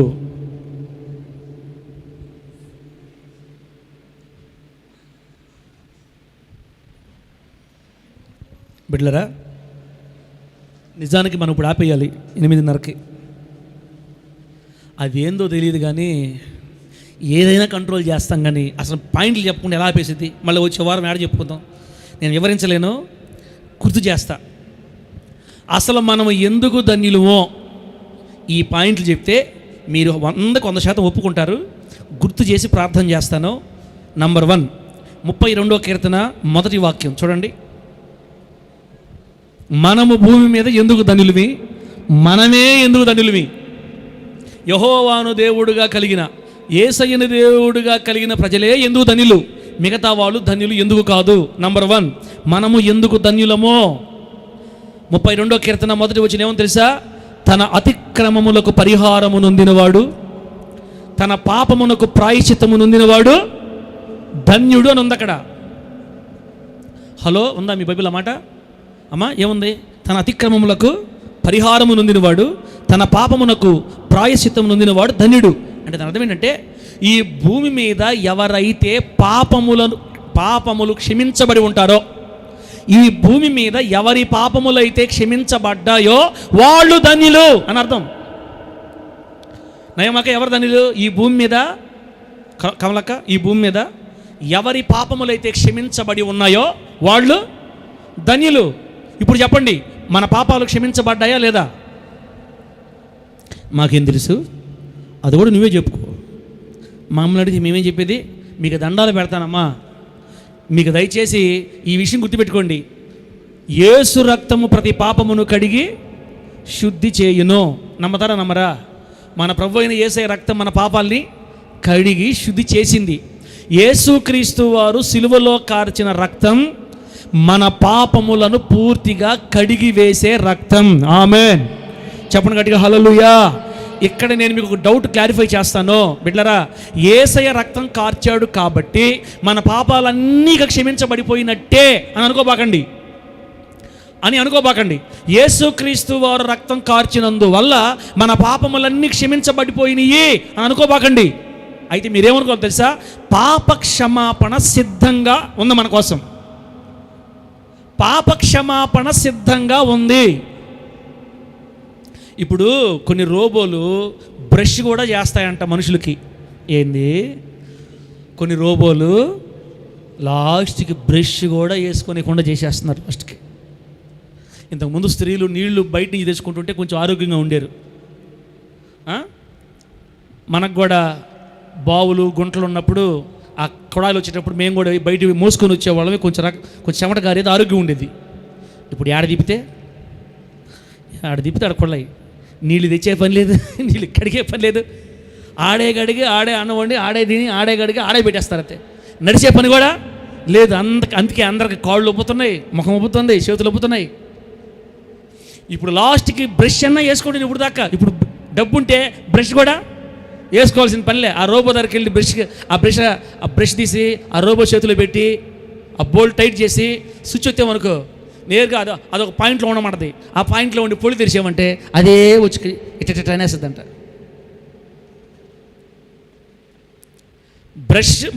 బ్రష్ కూడా ఒక వ్యక్తికి బ్రష్ కూడా చేయగలిగే రోబో వచ్చేసింది కాబట్టి ఇక మనం బ్రష్ చేసుకోకుండా ఆపేసి రోబోలు వచ్చేసి మన పళ్ళు క్లీన్ అయిపోయినాయి, రోబోలు వచ్చేసి మన పళ్ళు క్లీన్ అయిపోయి అనుకుందామా? లేదు. బ్రష్ చేసే రోబోలు తయారు చేసేంత మాత్రాన ఇక మనం పళ్ళు కడుక్కోకుండా ఉండాల్సిన అవసరము మీకు అర్థమవుతుందా? అవి రోబో తయారు చేశారు. మన పళ్ళు ఎప్పుడు శుద్ధి అవుతాయంటే దాని దగ్గరికి వెళ్ళి మనం క్లీన్ చేసుకోవాలా. యేసు ప్రభు వారు శిలువలో రక్తం కార్చినందువల్ల మన పాపాలు క్షమించబడిపోయాయి అనుకోకూడదు. ఆయన దగ్గరికి వెళ్ళి మనం ఎప్పటికప్పుడు క్లీన్ చేసుకుంటూ ఉండాలా. అది మన పాయింట్. దేవుని నామానికి మహిమ కలుగును గాక. చెప్పండి గట్టిగా హల్లెలూయా. మా ఊరిలో ఒక సూపర్ మార్కెట్ పెట్టారు, ఇంకా చాలు, మాకు ఇంట్లోకి ఇంకే అవసరం లేదనుకుంటే కుదరదు. సూపర్ మార్కెట్కి పోయి డబ్బులు పెట్టి తెచ్చుకోవాలా. అలాగే యేసయ్య రక్తం కార్చినందువల్ల పాపాలు క్షమించబడలేదు. కానీ ఎవరైతే ప్రభువు దగ్గరికి వెళ్ళి పశ్చాత్తాపపడి తమ పాపములు ఒప్పుకుంటారో కన్నీటితో, తప్పిపోయిన కుమారుడిలాగా ఎవరైతే తమ పాపములు ఒప్పుకుంటారో వారి పాపములు మాత్రమే ఎప్పటికప్పుడు క్షమించబడతా ఉంటాయి. ఒకవేళ ఒప్పుకోకపోతే పాపములు క్షమించబడవు. ఒప్పుకుంటే చాలు, క్షమిస్తాడు, కడగతాడు, పవిత్రపరుస్తాడు, మనస్సాక్షి శుద్ధి చేస్తాడు. ఒప్పుకోవాలైతే, అందుకే కదా అతిక్రమం దాచిపెట్టేవాడు వర్ధిల్లడు, ఒప్పుకొని విడిచిపెడితే కనికరమని. బిడ్డలారా, ఎవరు ఈ భూమి మీద ధనులు తెలుసా? ఎందుకు మనం ఈ భూమి మీద ధనులు తెలుసా? ఒక్క క్రైస్తవుడే పాపములు క్షమించబడిన వాడుగా ఉన్నాడు భూమి మీద. దేవుని నామానికి మహిమ కలుగును గాక. గట్టిగా చెప్పండి హల్లెలూయా. ఒక యవనస్తురాలు మోకాళ్ళలోంచి ప్రభు దగ్గర కన్నీళ్ళు విడిచి తన పాపం అంతా, తన బలహీనతలన్నీ ఒప్పుకుంటే, ఎంత ప్రేమగల దేవుడు అంటే ఆయన మన పాపములన్నీ తీసి తన వీపు వెనక వేసుకుంటాడంట. మన పాపములు తీసి సముద్ర దిగంతాల్లో వేసేస్తాడంట. ఇక నేనెన్నటికీ నీ పాపాలు జ్ఞాపకం చేసుకోను అని రాయబడింది మనకి యెషయా గ్రంథంలో. మనము ఎందుకు ధనులమి అంటే పాపములకు క్షమాపణ పొందిన వారము కాబట్టి. అదిగో చూడండి ఎంత మంచి మాట. మొదటిది, మనం ఎందుకు ధనులమి భూమి మీద? పాపములకు క్షమాపణ పొందిన వారము. ఎవరైతే తన అతిక్రమములకు పరిహారం పొందుతాడో, ఎవడైతే తన పాపానికి ప్రాయశ్చిత్తము పొందుతాడో వాడే ధన్యుడు, ఆమె ధన్యురాలు. అందుకే చెప్తున్నాను, ఎప్పటికప్పుడు మనం ప్రభు దగ్గర క్లీన్ చేయబడతా ఉండాలా. అక్క, కళ్ళు మారినా ఒప్పుకోవాలి, మాట మారినా ఒప్పుకోవాలి, తలంపులు మారినా ఒప్పుకోవాలి. ప్రభు దగ్గర అన్నీ మనం ఎప్పటికప్పుడు కడిగేసుకోవాలి. ఇంకా గుడ్ న్యూస్ చెప్తున్నా, ఒక్కసారి ఒప్పుకున్న దాన్ని సచ్చేదాకా మళ్ళీ జ్ఞాపకం చేసుకోకూడదు. యేసయ్య కూడా నువ్వు జ్ఞాపకం చేయబాక. ఇంకా ఒక్కసారి జ్ఞాపకం చేసుకుంటే చాలు, ఒక్కసారి అడిగితే చాలు, ఒప్పుకుంటే చాలు. ప్రభు ఇక లిస్టులో నుంచే కొట్టేస్తాడు, దాన్ని లిస్టులో నుంచే తీసేస్తాడు పూర్తిగా. ఇక నువ్వు మరలా చెప్పాల్సిన అవసరం లేదు. ఆయన మర్చిపోయినా నువ్వు జ్ఞాపకం ఆయన మర్చిపోయాడు, ఇక నువ్వు జ్ఞాపకం చేసుకోవద్దు, ఆయన జ్ఞాపకం చేయొద్దు. వెనకున్న వాటిని మరిచి ముందున్న వాటి కోసం సాగిపోవుదుము గాక. గట్టి చెప్పండి హల్లెలూయా.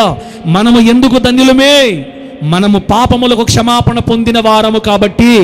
చెప్పండి, యేసయ్య రక్తం కాల్చినందుకు మన పాపాలు క్షమించబడ్డాయా? ఆయన దగ్గరికి వెళ్ళి ఒప్పుకున్నందుకు క్షమించబడుతున్నాయా? ఒప్పుకున్నందు వలన క్షమించబడుతున్నాయి. మరణము వరకు మనం ఈ సిస్టమ్ మర్చిపోకూడదు. ఎప్పటికప్పుడు కాళ్ళు చేతులు కడుక్కుంటూ సాగిపోతూ ఉందుము గాక. 2, మనము ఎందుకు ధన్యులమి? లోకాసు వార్త 11:28 చదవదాం. లోకాసు వార్త 11:28. మనము ఎందుకు ధన్యులమి? ఈ మాటలు మీరు గుర్తుపెట్టుకోండి బిడ్డ, మీకు ఈరోజు ధైర్యం రావాలి. చదవమ్మా, ఏం చదవమ్మా అక్కడ? లోకాసు వార్త నేను తీస్తుందలే. లోకాసు వార్త 11.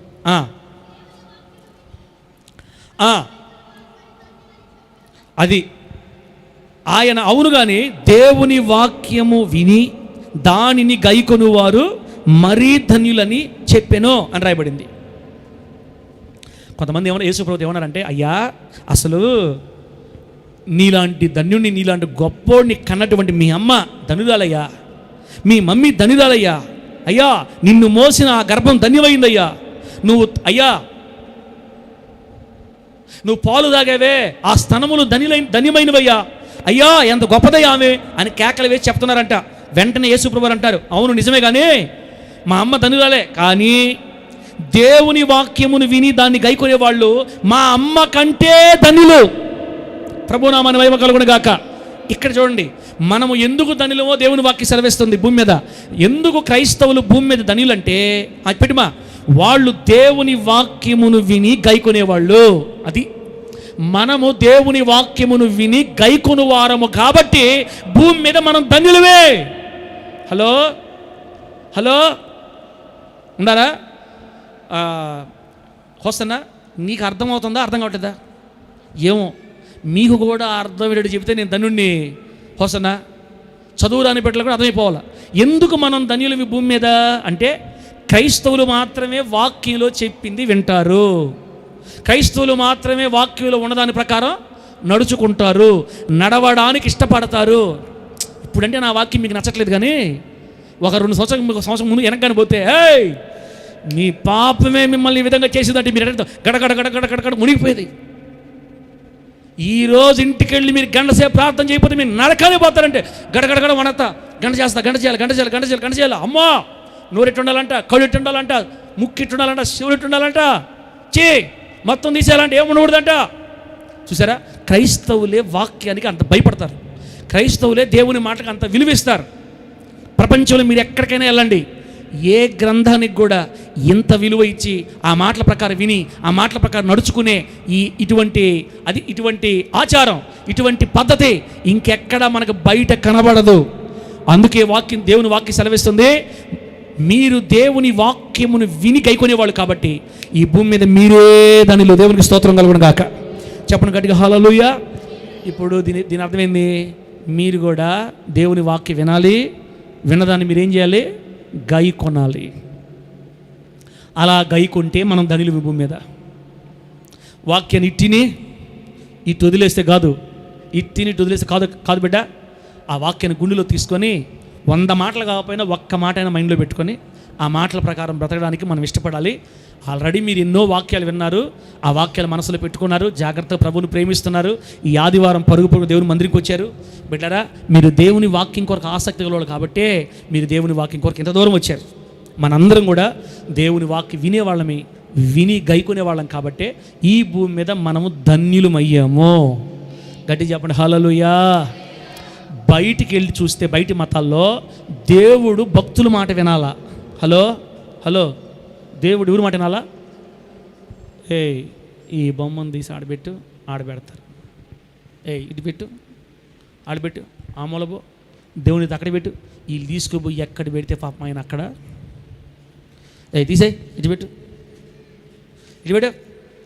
వాళ్ళ మాట పాపం వినాలి. ఆయన ఏం చేయాలో వీళ్ళు చెప్తుంటారు గ్రంథాల్లో.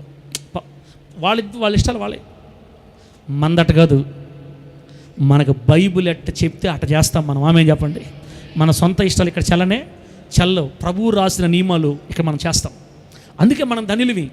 ఇటువంటి నీతి విధులు కలిగిన జనం ఈ భూమి మీద ఇంకెవరు లేరు, క్రైస్తువులు తప్ప. ఇటువంటి నీతి విధులు కలిగిన జనాంగం మనమే. ఆయన వాక్యముని విని ఆయన వాక్యం గైకొంటాం కాబట్టి ఈ భూమి మీద మనం ధనులువయ్యాం. నంబర్ 3 34వ కీర్తన 8వ వచనం. 34వ కీర్తన 8వ వచనంలో ఆయనను ఆశ్రయించు నరుడు ధన్యుడు అని ఉంటుంది. ఆయనను ఆశ్రయించు నరుడు ధన్యుడు. ఇర్మియా గ్రంథం 17:7. ఇర్మియా 17:7 ఏముంటుందంటే యెహోవాను నమ్ముకొనువాడు ధన్యుడు అని ఉంటుంది. ఈ భూమి మీద మనము ఎందుకు ధన్యులమో 3వ విషయం చెప్తుంది. మనము దేవుని యందు నమ్మిక ఉంచి మనము దేవుని యందు నమ్మిక ఉంచి ఆయన మీద ఆధారపడతాము కాబట్టే మనం ఈ భూమి మీద ధన్యులమే. హల్లెలూయా. మొదటిది, మన పాపములకు మనము క్షమాపణ పొందిన వారము కాబట్టి ధన్యులమి. రెండోది, మనము దేవుని వాక్యం విని గైకొనే వారిమి కాబట్టి మనం ధన్యులమి. మూడోది, మనము దేవుని మీదే ఆధారపడతాం, దేవుని మీదే నమ్మకం పెట్టుకుంటాం కాబట్టి మనము ధన్యులమి. క్రైస్తవులు దేవుని మీద ఆధారపడినట్లుగా ఈ ప్రపంచంలో ఇంకొక గుంపు దేవుని మీద ఆధారపడరని నేను ధైర్యంగా చెప్పగలుగుతున్నా. గాల్లో దీపం పెట్టి దేవుడా అనసా అంటారు బయట వాళ్ళు. గాల్లో ఏం పెట్టి, తెలుగు వాళ్ళు చెప్పండి త్వరగా. గాల్లో ఏం పెట్టి? దీపం పెట్టి. గాల్లో దీపం పెట్టి స్తోత్రం హల్లెలూయా అనసా అంటారు. మనకు బైబిల్ ఏం చెప్తుంది? లేనిదాన్నే ఉన్నట్టుగా ఊహించదని చెప్తుంది వాక్యం. లేనిదాన్నే ఉన్నట్టుగా ఊహించి నమ్మురా అని ప్రభు వాక్యం చెప్తుంటే గాల్లో దీపం. అందుకే చెప్తున్నాను కదా, మన ప్రభువు మీద ఆధారపడి మనం మన దేవుని నమ్మినట్లుగా, మనం మన దేవుని వాక్యాన్ని విశ్వసించినట్లుగా, దేవుని వాక్యాన్ని విశ్వసించి ఆయన మీద ఆధారపడినట్లుగా ఇక ఏ జనాంగము ఏ దేవుడి మీద ఆధారపడి ఉండదు. అందుకే మనము ధన్యులు. ఆమె చెప్పండి గట్టిగా, చెప్పు గట్టిగా హల్లెలూయా. తినడానికి కూడా తిండి లేనివాడు ఎవడైనా, క్రైస్తవుడు కాకుండా అవతల ఉన్న ప్రజల దగ్గరికి వెళ్ళి తినడానికి తిండి లేని వాడు ఎవడైనా 5 ఎకరాలు నెల్లూరులో నాకు కావాలని అడిగే వాళ్ళు చూపించిన దమ్ముంటే, తెలుగు వాళ్ళకైతే ఈ మాట అర్థం ఉండొచ్చు. మీరు తెలుగు వాళ్ళు కాదు కాబట్టి దొరకమ్మ, కనీసం నవ్వట్లా. మరి లాస్ట్కి తినడానికి కూడా తిండి లేని స్థితిలో, సమృద్ధి లేని స్థితిలో ఆపోట సంపాదించుకునేవాడు ఎవరైనా నోరు తెరిచి నాకు 5 ఎకరాలు నేను కొంటాను, పెద్ద మందిరం కడతానని చెప్పమని దమ్ముంటే వాళ్ళు ఏమంటారు తెలుసా? ఎగస్టాలు ఎందుకు? ఎగస్టాలు కాళ్ళు ఎంతవరకు అందితే అంతవరకే సాపుకోవాలా. మన స్థితి ఎంతో మన గతి అంతటట్టు ఉండాలా. ఓవర్ యాక్షన్ కదా అదే, ఎక్స్ట్రా డబ్బాలు మాటలు కదా అంటది లోకం. ఎందుకంటే వాళ్ళకి దేవుని మీద నమ్మకము ఉండదు. క్రైస్తవుడికే ఉంటుంది దేవుడి మీద నమ్మకం. క్రైస్తవుడే దేవుడిని ఆశ్రయిస్తాడు. దేవుని బిడ్డలే ఆయన ఎందుకు నమ్మకం ఉంచుతారు. నా దేవుడు చేస్తాడు, నా దేవుడికి అసాధ్యమైంది లేదు, నా దేవుడు ఏమైనా చేయగలడు, ఏదైనా చేయగలడు, ఆయన మన కొరకు అన్ని సమకూర్చగలడు అని ఈ భూమి మీద ఇంత నమ్మకాన్ని కనుపరిచేది, దేవుని మీద ఇంతగా ఆధారపడేది కేవలం యేసు రక్తంలో కడగబడిన దేవుని బిడ్డలు, యెహోవా దేవుణ్ణి దేవుడు కలిగిన ప్రజలు మాత్రమే. కాబట్టి అందుకే దేవుని వాక్యం సెలవిస్తుంది, ఆయనను ఆశ్రయించే నరుడు ధన్యుడు, యెహోవాను నమ్ముకునేవాడు ధన్యుడు. ప్రభు నామానికి మహిమ కలుగును గాక. 3 చెప్పేసాను నేను, ఇప్పుడు 4 చెప్తున్నా. మత్తయి సువార్త 5వ అధ్యాయం 10వ వచనం. మత్తయి సువార్త 5వ అధ్యాయం 10వ వచనం జస్ట్ గుర్తు చేస్తున్నా బిడ్డలారా, చాలు. ఇంకా మత్తయి సువార్త 5వ అధ్యాయం 10వ వచనం ఏముందంటే, నీతి నిమిత్తము హింసింపబడేవారు ధన్యులు. చెప్పండి, నీతి నిమిత్తము హింసింపబడేవారు ధన్యులు. మల్లక్క ఏందోలే మల్లక్క, స్టాండ్లు పెట్టి ఎవరు పాటుకోళ్ళు పాటలు పాడేవాళ్ళు పాటలు పాడుతుంటారు, ప్రార్థన చేసేవాళ్ళు ప్రార్థన చేస్తుంటారు. ఏం చేస్తాం? కొన్ని చూసినా చూడనట్టుగానే వదిలేయాలి. ఇప్పుడు ఇంకా ఎక్కువ మాట్లాడితే తేడాలు వచ్చేస్తున్నాయి. అది కూడా అడుగుతున్నా దేవుడు, నేను ప్రభువా నా ముందు అందరు నిద్రపోతున్నా కూడా ప్రశాంతంగా వాక్యం చెప్పాలి ప్రభువా, నేను నాకు ఆ కృపని ప్రభువా, ఎందుకో నాకు ఉన్న కళ్ళు మూస్తే నా వల్ల కావట్లేదు తండ్రి, వచ్చేస్తుంది తండ్రి.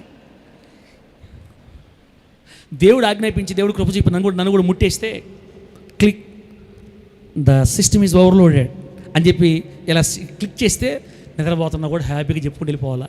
అట్ట ఆయన నన్ను చేయునుగాక. అప్పుడు దాకా ఆయన చేయకపోతే మాత్రం నేను ఈ విధంగా అరస్తూ ఉంటాను. ఎంత సంతోషంగా ఉండారంటే కొంతమంది ఇట్లా స్టాండ్లు పెట్టి ధైర్యంగా నా ముందు కళ్ళు మూసి, నా ముందే కళ్ళు మూసి మీరు ఇంత ధైర్యంగా ఉన్నారంటే మిమ్మల్ని దేవుడు సమృద్ధిగా ఆశీర్వదించునుగాక. గట్టి చెప్పండి హల్లెలూయా. అమ్మా, నీతి నిమిత్తము హింసింపబడువారు ధన్యులు. ఈ భూమి మీద నీతి కొరకు హింసలు పొందేవాడు ఎవడైనా ఉన్నాడంటే వాడు యేసును ఆరాధించేవాడే అయి ఉండాలి. హల్లెలూయా. యేసును ఆరాధించేవాడు తప్ప దేవుని కొరకు, దేవుని నామం కొరకు హింసింపబడటానికి ఇష్టపడడు. అవతల ఏముంటో తెలుసా? నువ్వెవరి జోలికి వెళ్ళొద్దు, నీ జోలికి వస్తే అసలు వదలొద్దు, తాట తీసేయి అని ఉంటుంది బయట. నువ్వు ఎవరి జోలికి వెళ్ళొద్దు. హోసనా, నీ జోలికి ఎవరైనా వస్తే వాడు మరలా నిన్ను చూస్తే భయం కలిగేటట్టుగా తాట తీసేయి. కానీ బైబిల్లో ఏముంటో తెలుసా? మిమ్మల్ని హింసించే వారి కోసం ప్రార్థన చేయి, మీ శత్రువుల్ని ప్రేమించండి అని ఉంటుంది. మనకి గ్రంథం ఇలా నేర్పించింది కాబట్టి ఆయన కొరకు కొట్టించుకుంటామే కానీ కొట్టాలని ఉన్నా మనసు రాదు మనకి, చేయిలు లేవవు. ఎందుకంటే కాళ్ళు చేతులు తాడుతో దేవుడు కట్టేశాడు. ఒకప్పుడు కొట్టేవాళ్ళమే వెనకున్నప్పుడు, అప్పట్లో. ఇప్పుడు చేతులు రావట్లా. ఒకప్పుడు నోటికి ధారావాహికంగా సంస్కృతం వచ్చేది. షూయంతం వార్తాహం, ఈ ఉదయం ఈ సంస్కృతంలో వార్తలు చెప్పేవాళ్ళు అప్పట్లో రేడియో అనా. నేను బాగా ప్రాక్టీస్ చేసి మర్చిపోయా ఇప్పుడు. ఏదైనా ఎందుకులేనా మళ్ళీ మనం గుర్తించే టైం వేస్ట్. సంస్కృతం అన్నమాట, అది కూడా గ్రాంధిక సంస్కృతం. విన్నారంటే చెవుల్లో నుంచి రక్తం రావాలి. బూతుల్లో కూడా స్పెషలిస్ట్ బూతులు అనమాట. మళ్ళీ మామూలు బూతులు తిరిగితే బాగుండదని పచ్చి బూతులు యాడ్ చేసి తిట్టాము అప్పట్లో. అది కూడా ధారావాహికంగా వస్తాయి, నోటికి అడ్డు ఆపు లేకుండా వస్తాయి. ఇప్పుడు రావాలని మనసులో ఉంది, తిట్టాలని ఉంది, నోటికి అప్పుడప్పుడు వస్తున్నా కూడా వెంటనే దేవుని వాక్యం గుర్తుకొచ్చి నోట్ బై సైతాన్ అనగానే ప్రభువా స్తోత్రము హల్లెలూయా వెళ్తున్నాయి వెనక్కి. మన వలే కంట్రోల్ చేయబడేవాళ్ళు భూమి మీద ఇంకొకరు లేరు. నీతి నిమిత్తము హింసించబడే వాళ్ళే ఎందుకు ధనులంటే వీళ్ళే హింస పొందడానికి ఇష్టపడతారు. ఊహకి ఈరోజు ఉదయాన్నే 2-3 వ్యానుల్లో దిగేసి మొత్తం AK-47 గన్నులు తెచ్చి అందరు తలలు పెట్టి ఇక్కడే అందరు తలలకు గన్నులు పెట్టి యేసు దేవుడు కాదు అని ఎవరైతే అంటారో వాళ్ళు బయట పంపిస్తాం. తెలుగు అడుగులో ఏం చెప్పండి? మీ తలలకి గన్నులు పెట్టి, నా తలకి మీ తలకి గన్నులు పెట్టి, బుల్లెట్లు పెట్టి యేసు ప్రభు దేవుడు కాదు అని బైబిల్ కాల్తో తొక్కితేనే మేము బయట పంపిస్తాం. లేకపోతే బుల్లెట్ కాల్చానంటే నిమిషంలో వెళ్ళిపోతుంది మీ ప్రాణం అన్నారు అనుకోండి. మరి ఎంతమంది ఇక్కడ ఏసై కోసం నిలబడతారో? నువ్వు ఉండరా స్వామి, కూతురు పెళ్లి చేయాల, ఈ ఇస్రాయల్ పాస్టర్ మాట మేమెందుకు ప్రాణం బాగొట్టుకుంటాం? అరే బాబా, ఏసై దేవుడు నా గుండెలు ఉంటే చాలు, కానీ ఏసు దేవుడు కాదు తొక్కమడవా అంటారా? నాకు తెలిసి 90% ఎవరు అటు చేయరు. ఇక్కడ 90% చేయరని నాకు నమ్మకం ఉంది. అప్పుడు నా డైలాగ్ వాడతారు మీరు, కాలస్తాని కాదురా ముందు కాల్చు. హల్లెలూయా చెప్పండి గట్టిగా. కాలస్తాని భయపడతావేంట్రా, ముందు కాల్చాయి అని డైలాగులు వేసి మరి కల్పించుకోవాలి మనం. అప్పుడు వాళ్ళు అంటారు, ఇంత మంచి క్రైస్తువులు మా జీవితంలో మేము చూడలేదు, మేము డూప్లికేట్ తుపాకులు లేయి, మీరు ఎంత గెట్టోళ్ళని మేము అనుకోలేదే, మేము కూడా బాయి మనం కూడా క్రైస్తవులని చెప్తారు వాళ్ళు. భవిష్యత్తులో ఒకవేళ మనకు అట్లా రోజులు వచ్చినా మీ ఆధార్ కార్డులు తీసేస్తాం, మీ రేషన్ కార్డులు తీసేస్తాం, మీ యేసు ప్రభువులో ఉంటే మీ వాటిలో ఏమంటారు రిజర్వేషన్లు తీసేస్తాం. ఇప్పుడే ఆల్రెడీ టాక్ నడుస్తుంది బయట, మీ రిజర్వేషన్లు తీసేస్తాం, ఉద్యోగాలకు రిజర్వేషన్ కోటాలు మీకు ఉద్యోగాలు ఉండవు అని ఎన్ని చేసినా దేవుని బిడ్డల కామెంట్లు ఏం చెప్తున్నారు తెలుసు కింద? ఎంత సంతోషమో నాకు, మాకు ఆ రిజర్వేషన్లు వద్దు, ఏమీ వద్దు, మాకు యేసు చాలు. ఆమె చెప్పండి గట్టిగా. అది క్రైస్తవులు మాత్రమే నీతి నిమిత్తం హింసపడడానికి ఇష్టపడతారు. అందుకు మనం ధనులివి. యెహోవాను దేవుడు తమకు దేవుడుగా కలిగిన జనులు ఈ భూలోకులు ఎందుకు ధనులంటే వాళ్ళు మాత్రమే దేవుని కోసం శ్రమ పడతారు, కష్టపడతారు, అవసరం దెబ్బలు తింటారు, తిట్టించుకుంటారు, అవసరమైతే చంపబడతారు కూడా. ప్రవీణ్ పగడాలను చంపబడ్డాడు. స్టెఫాన్ని రాళ్లతో కొట్టి చంపబడ్డాడు. పౌలు గారిని తల నరకబడ్డాడు. మన పితరులు ఎందరో చనిపోయారు ప్రభు కొరకు. ఈ భూమి మీద దేవుని కోసం ప్రాణం పెట్టేవాడు ఎవడైనా ఉన్నాడంటే వాడు కేవలం క్రైస్తవుడే. నీతి నిమిత్తం హింసించబడతాం కాబట్టే మనం ఈ భూమి మీద ధనులుమి బిడ్డలారా.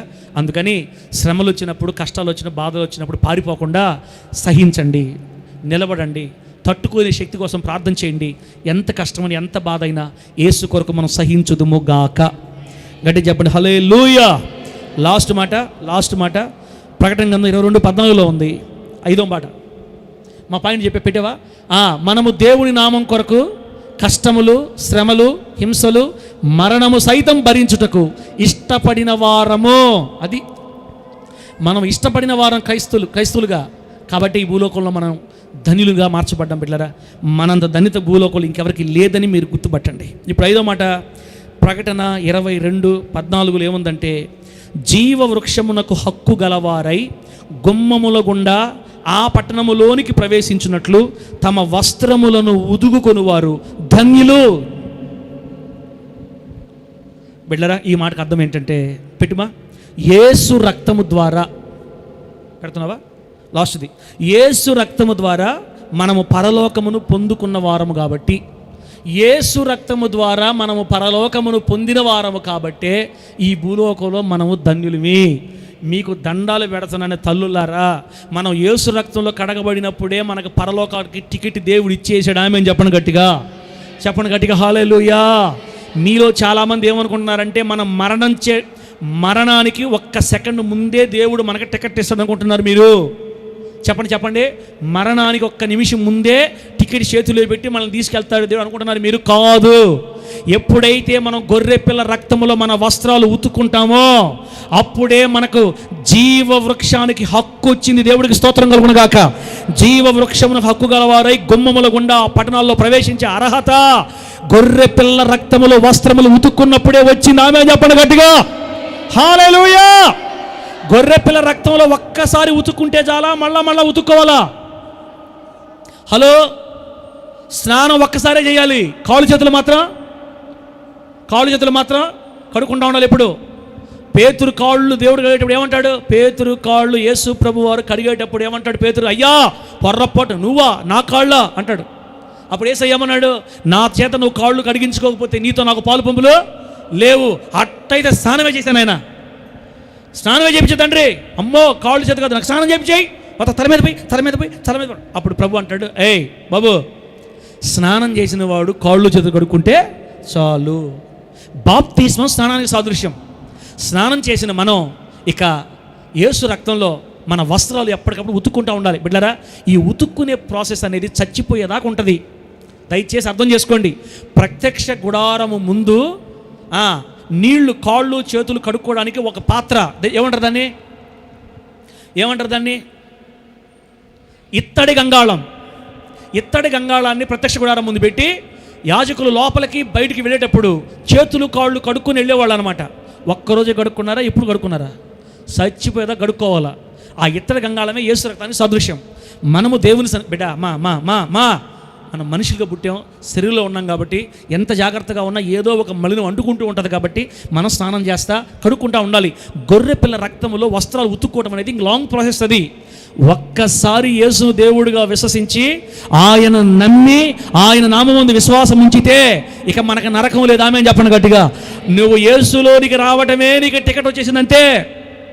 తెలియక అవగాహన లేక కొంతమందికి పాత నిబంధన బోధలో ఉండిపోయారు. కానీ బైబిల్ ఏముంది? దేవుడు లోకమును ఎంతో ప్రేమించెను కాగా ఆయన, మన అంటే తండ్రి అయిన దేవుడు, తన అద్వితీయ కుమారునిగా పుట్టిన వాని యందు విశ్వాసముంచు ప్రతివాడు, అనగా యేసు క్రీస్తునందు విశ్వాసముంచే ప్రతివాడు నశింపక. చెప్పండి, యేసు క్రీస్తును విశ్వాసం ఉంచేవాడు ఇక ఎప్పటికే నశించడు, కానీ నిత్య జీవము పొందుతాడు. అలా నిత్య జీవం పొందడానికే యేసు ప్రభు మనందరి కోసం అనుగ్రహించబడ్డాడు అని రాయబడింది బైబిల్లో. కాబట్టి ఎవరైతే బాప్తిసం పొందారో ఇక వాళ్ళకి నరకం లేనే లేదు. అయితే చేసే ఈ చిన్న పొరపాటుకి ఏం చేయాలా? వస్త్రాలు ఉతుక్కుంటూ ఉండాలి. గొర్రె పిల్ల రక్తములో తమ వస్త్రములు ఉదుక్కుని జీవవృక్షం హక్కు గలవారై గుమ్మముల గుండా ఆ పట్టణంలోనికి రేపు ప్రవేశించే వాళ్ళే ధన్యులు. అంటే ఇలా ఎవరు ఈ భూమి మీద నుంచి ఆ జీవవృక్షం హక్కు గలవాళ్ళు అంటే యేసు రక్తములో కడగబడుతూ ఉన్నవాళ్ళు, యేసు రక్తములో తమ వస్త్రములు ఉతుక్కుంటూ ఉన్నవాళ్ళు. అనగా ఎవరు అట్లా ఉతుక్కునేది? క్రైస్తవులు. అనగా క్రైస్తవులు అంటే ఎవరు? యెహోవాను తమకు దేవుడుగా కలిగిన వారే. గట్టిగా చెప్పండి హల్లెలూయా. యెహోవాను తమకు దేవుడుగా కలిగిన వారే గొర్రె పిల్ల రక్తములో తమ వస్త్రములు ఉతుక్కుంటూ ఉంటారు. క్రైస్తవురాలు ఉంది ఒక స్త్రీ, తెలుసో తెలియకో దారి తప్పి వేరే రూట్లోకి వెళ్ళింది అనుకోండి. అమ్మ అక్రమంలో పడింది అనుకుందాం, భర్తను మోసం చేసింది అనుకుందాం, ఓకే. ఆ సంగతి బయట కూడా పడింది, అందరు నానా రకాలుగా మాట్లాడుకుంటున్నారు, భర్తకు తెలియదు. భర్తకు తెలిసే లోపే ఆమె ఏం చేసిందంటే ప్రభువు దగ్గరికి వెళ్ళి కన్నీళ్లు విడిచి గుండెలు బాదుకొని నన్ను దీంట్లో నుంచి పైకి లేపయ్యా, నాకు వద్దయ్యా అని ఏడ్చింది. దేవుడు మహాదయ ఆ బంధకాన్ని దేవుడు తెగ్గొట్టి ఆమెను విడిపించేసాడు. ఇప్పుడు ఆమె మంచిగా మారింది. ఇప్పుడు చెప్పండి, పరలోకం బద్ద నరకం బద్ద? కాదు, నరకాన్ని బద్దు కదా. తప్పు చేసింది కదా. త్వరగా చెప్పాలి నాకు, ఇప్పుడు బాగుంది, మళ్ళా వదిలేసిందన్న, ఇప్పుడు పవిత్రంగా ఉంది, నమ్మకంగా భర్తతో ఉండి బిడ్డలను చూసుకుని మందిరికి వస్తుంది, పరలోకం బద్ద నరకం బద్దా, అది కూడా డౌటే. ఏం చెప్తే ఏమంటాడు నా యాగలేని భాషతోటనే. అమ్మా, నిన్నటిదాకా పాపంలో ఉన్న మనిషిని కూడా యేసయ్య ఏమన్నాడు? వ్యభిచారమందు. అప్పుడే స్పాట్లో పట్టబడింది కదా, అప్పుడే పట్టబడిన ఆమెను కూడా ప్రభు, అమ్మా నేను కూడా నిన్నేమీ చేయనమ్మా, సంతోషంగా వెళ్ళు, సమాధానంగా వెళ్ళు, ఇక మీదట జాగ్రత్తగా ఉండు అని చెప్పాడు. కాబట్టి బిడ్డరా, ఏదో చేశాం కాబట్టి మన నరకం వెళ్ళిపోతుంది అనుకోబాకండి. అసలు ఇంకా వద్దు మనకు ఆ బోధలు. బిడ్డ, మనం స్నానం చేస్తా, మనం కడగబడతా ప్రభు సన్నిధికి వెళ్ళిపోవాలి. దినాలు గడుస్తూ ఉండగా మనం సీనియారిటీ పెరిగే కొలది, భక్తి లోతుల్లోకి వెళ్ళే కొలది ఆ పడకుండా దేవుడు మనం కాపాడతాడు. చిన్న చిన్న బలహీనతలు అనేవి జరిగినా అంటే మీకు నేను దాన్ని ఏమంటారు, సర్టిఫికేట్ ఇట్లా హ్యాపీగా చేసుకోండి, హ్యాపీగా ఉండొచ్చు మనం చెప్పట్లా. ఒకవేళ జారితే కృంగిపోవద్దు. మన వస్త్రాలు ఉతుక్కోవడానికి మనకి యేసు రక్తం సిద్ధంగా ఉంది. యేసు రక్తం మన కొరకు ఉంది కాబట్టే మనం ధనులమయ్యాం. ఆమె చెప్పండి గట్టిగా. ఈ భూమి మీద ఇంకెవరికి ఆ విధంగా కడుక్కునే సిస్టమో లేదు. కడగబడి పవిత్రపరచబడే సిస్టమ్ ఒక క్రైస్తవులు తప్ప ఇంకెక్కడ లేదు కాబట్టే మనం ధనులమయ్యాం. గొర్రె పిల్ల రక్తములు తమ వస్త్రములు ఉతుక్కొని జీవవృక్ష హక్కు గలవారై మరి గుమ్మముల గుండా ఆ పట్టణములో ప్రవేశించే మనమే ధనులివి. కాబట్టి ఇంత గొప్ప ధన్యత మనకు సమకూర్చిన మన దేవుని కోసం రోషముగా నడుము కట్టుకొని లోకంలో యేసు కొరకు జీవించుదుము గాక.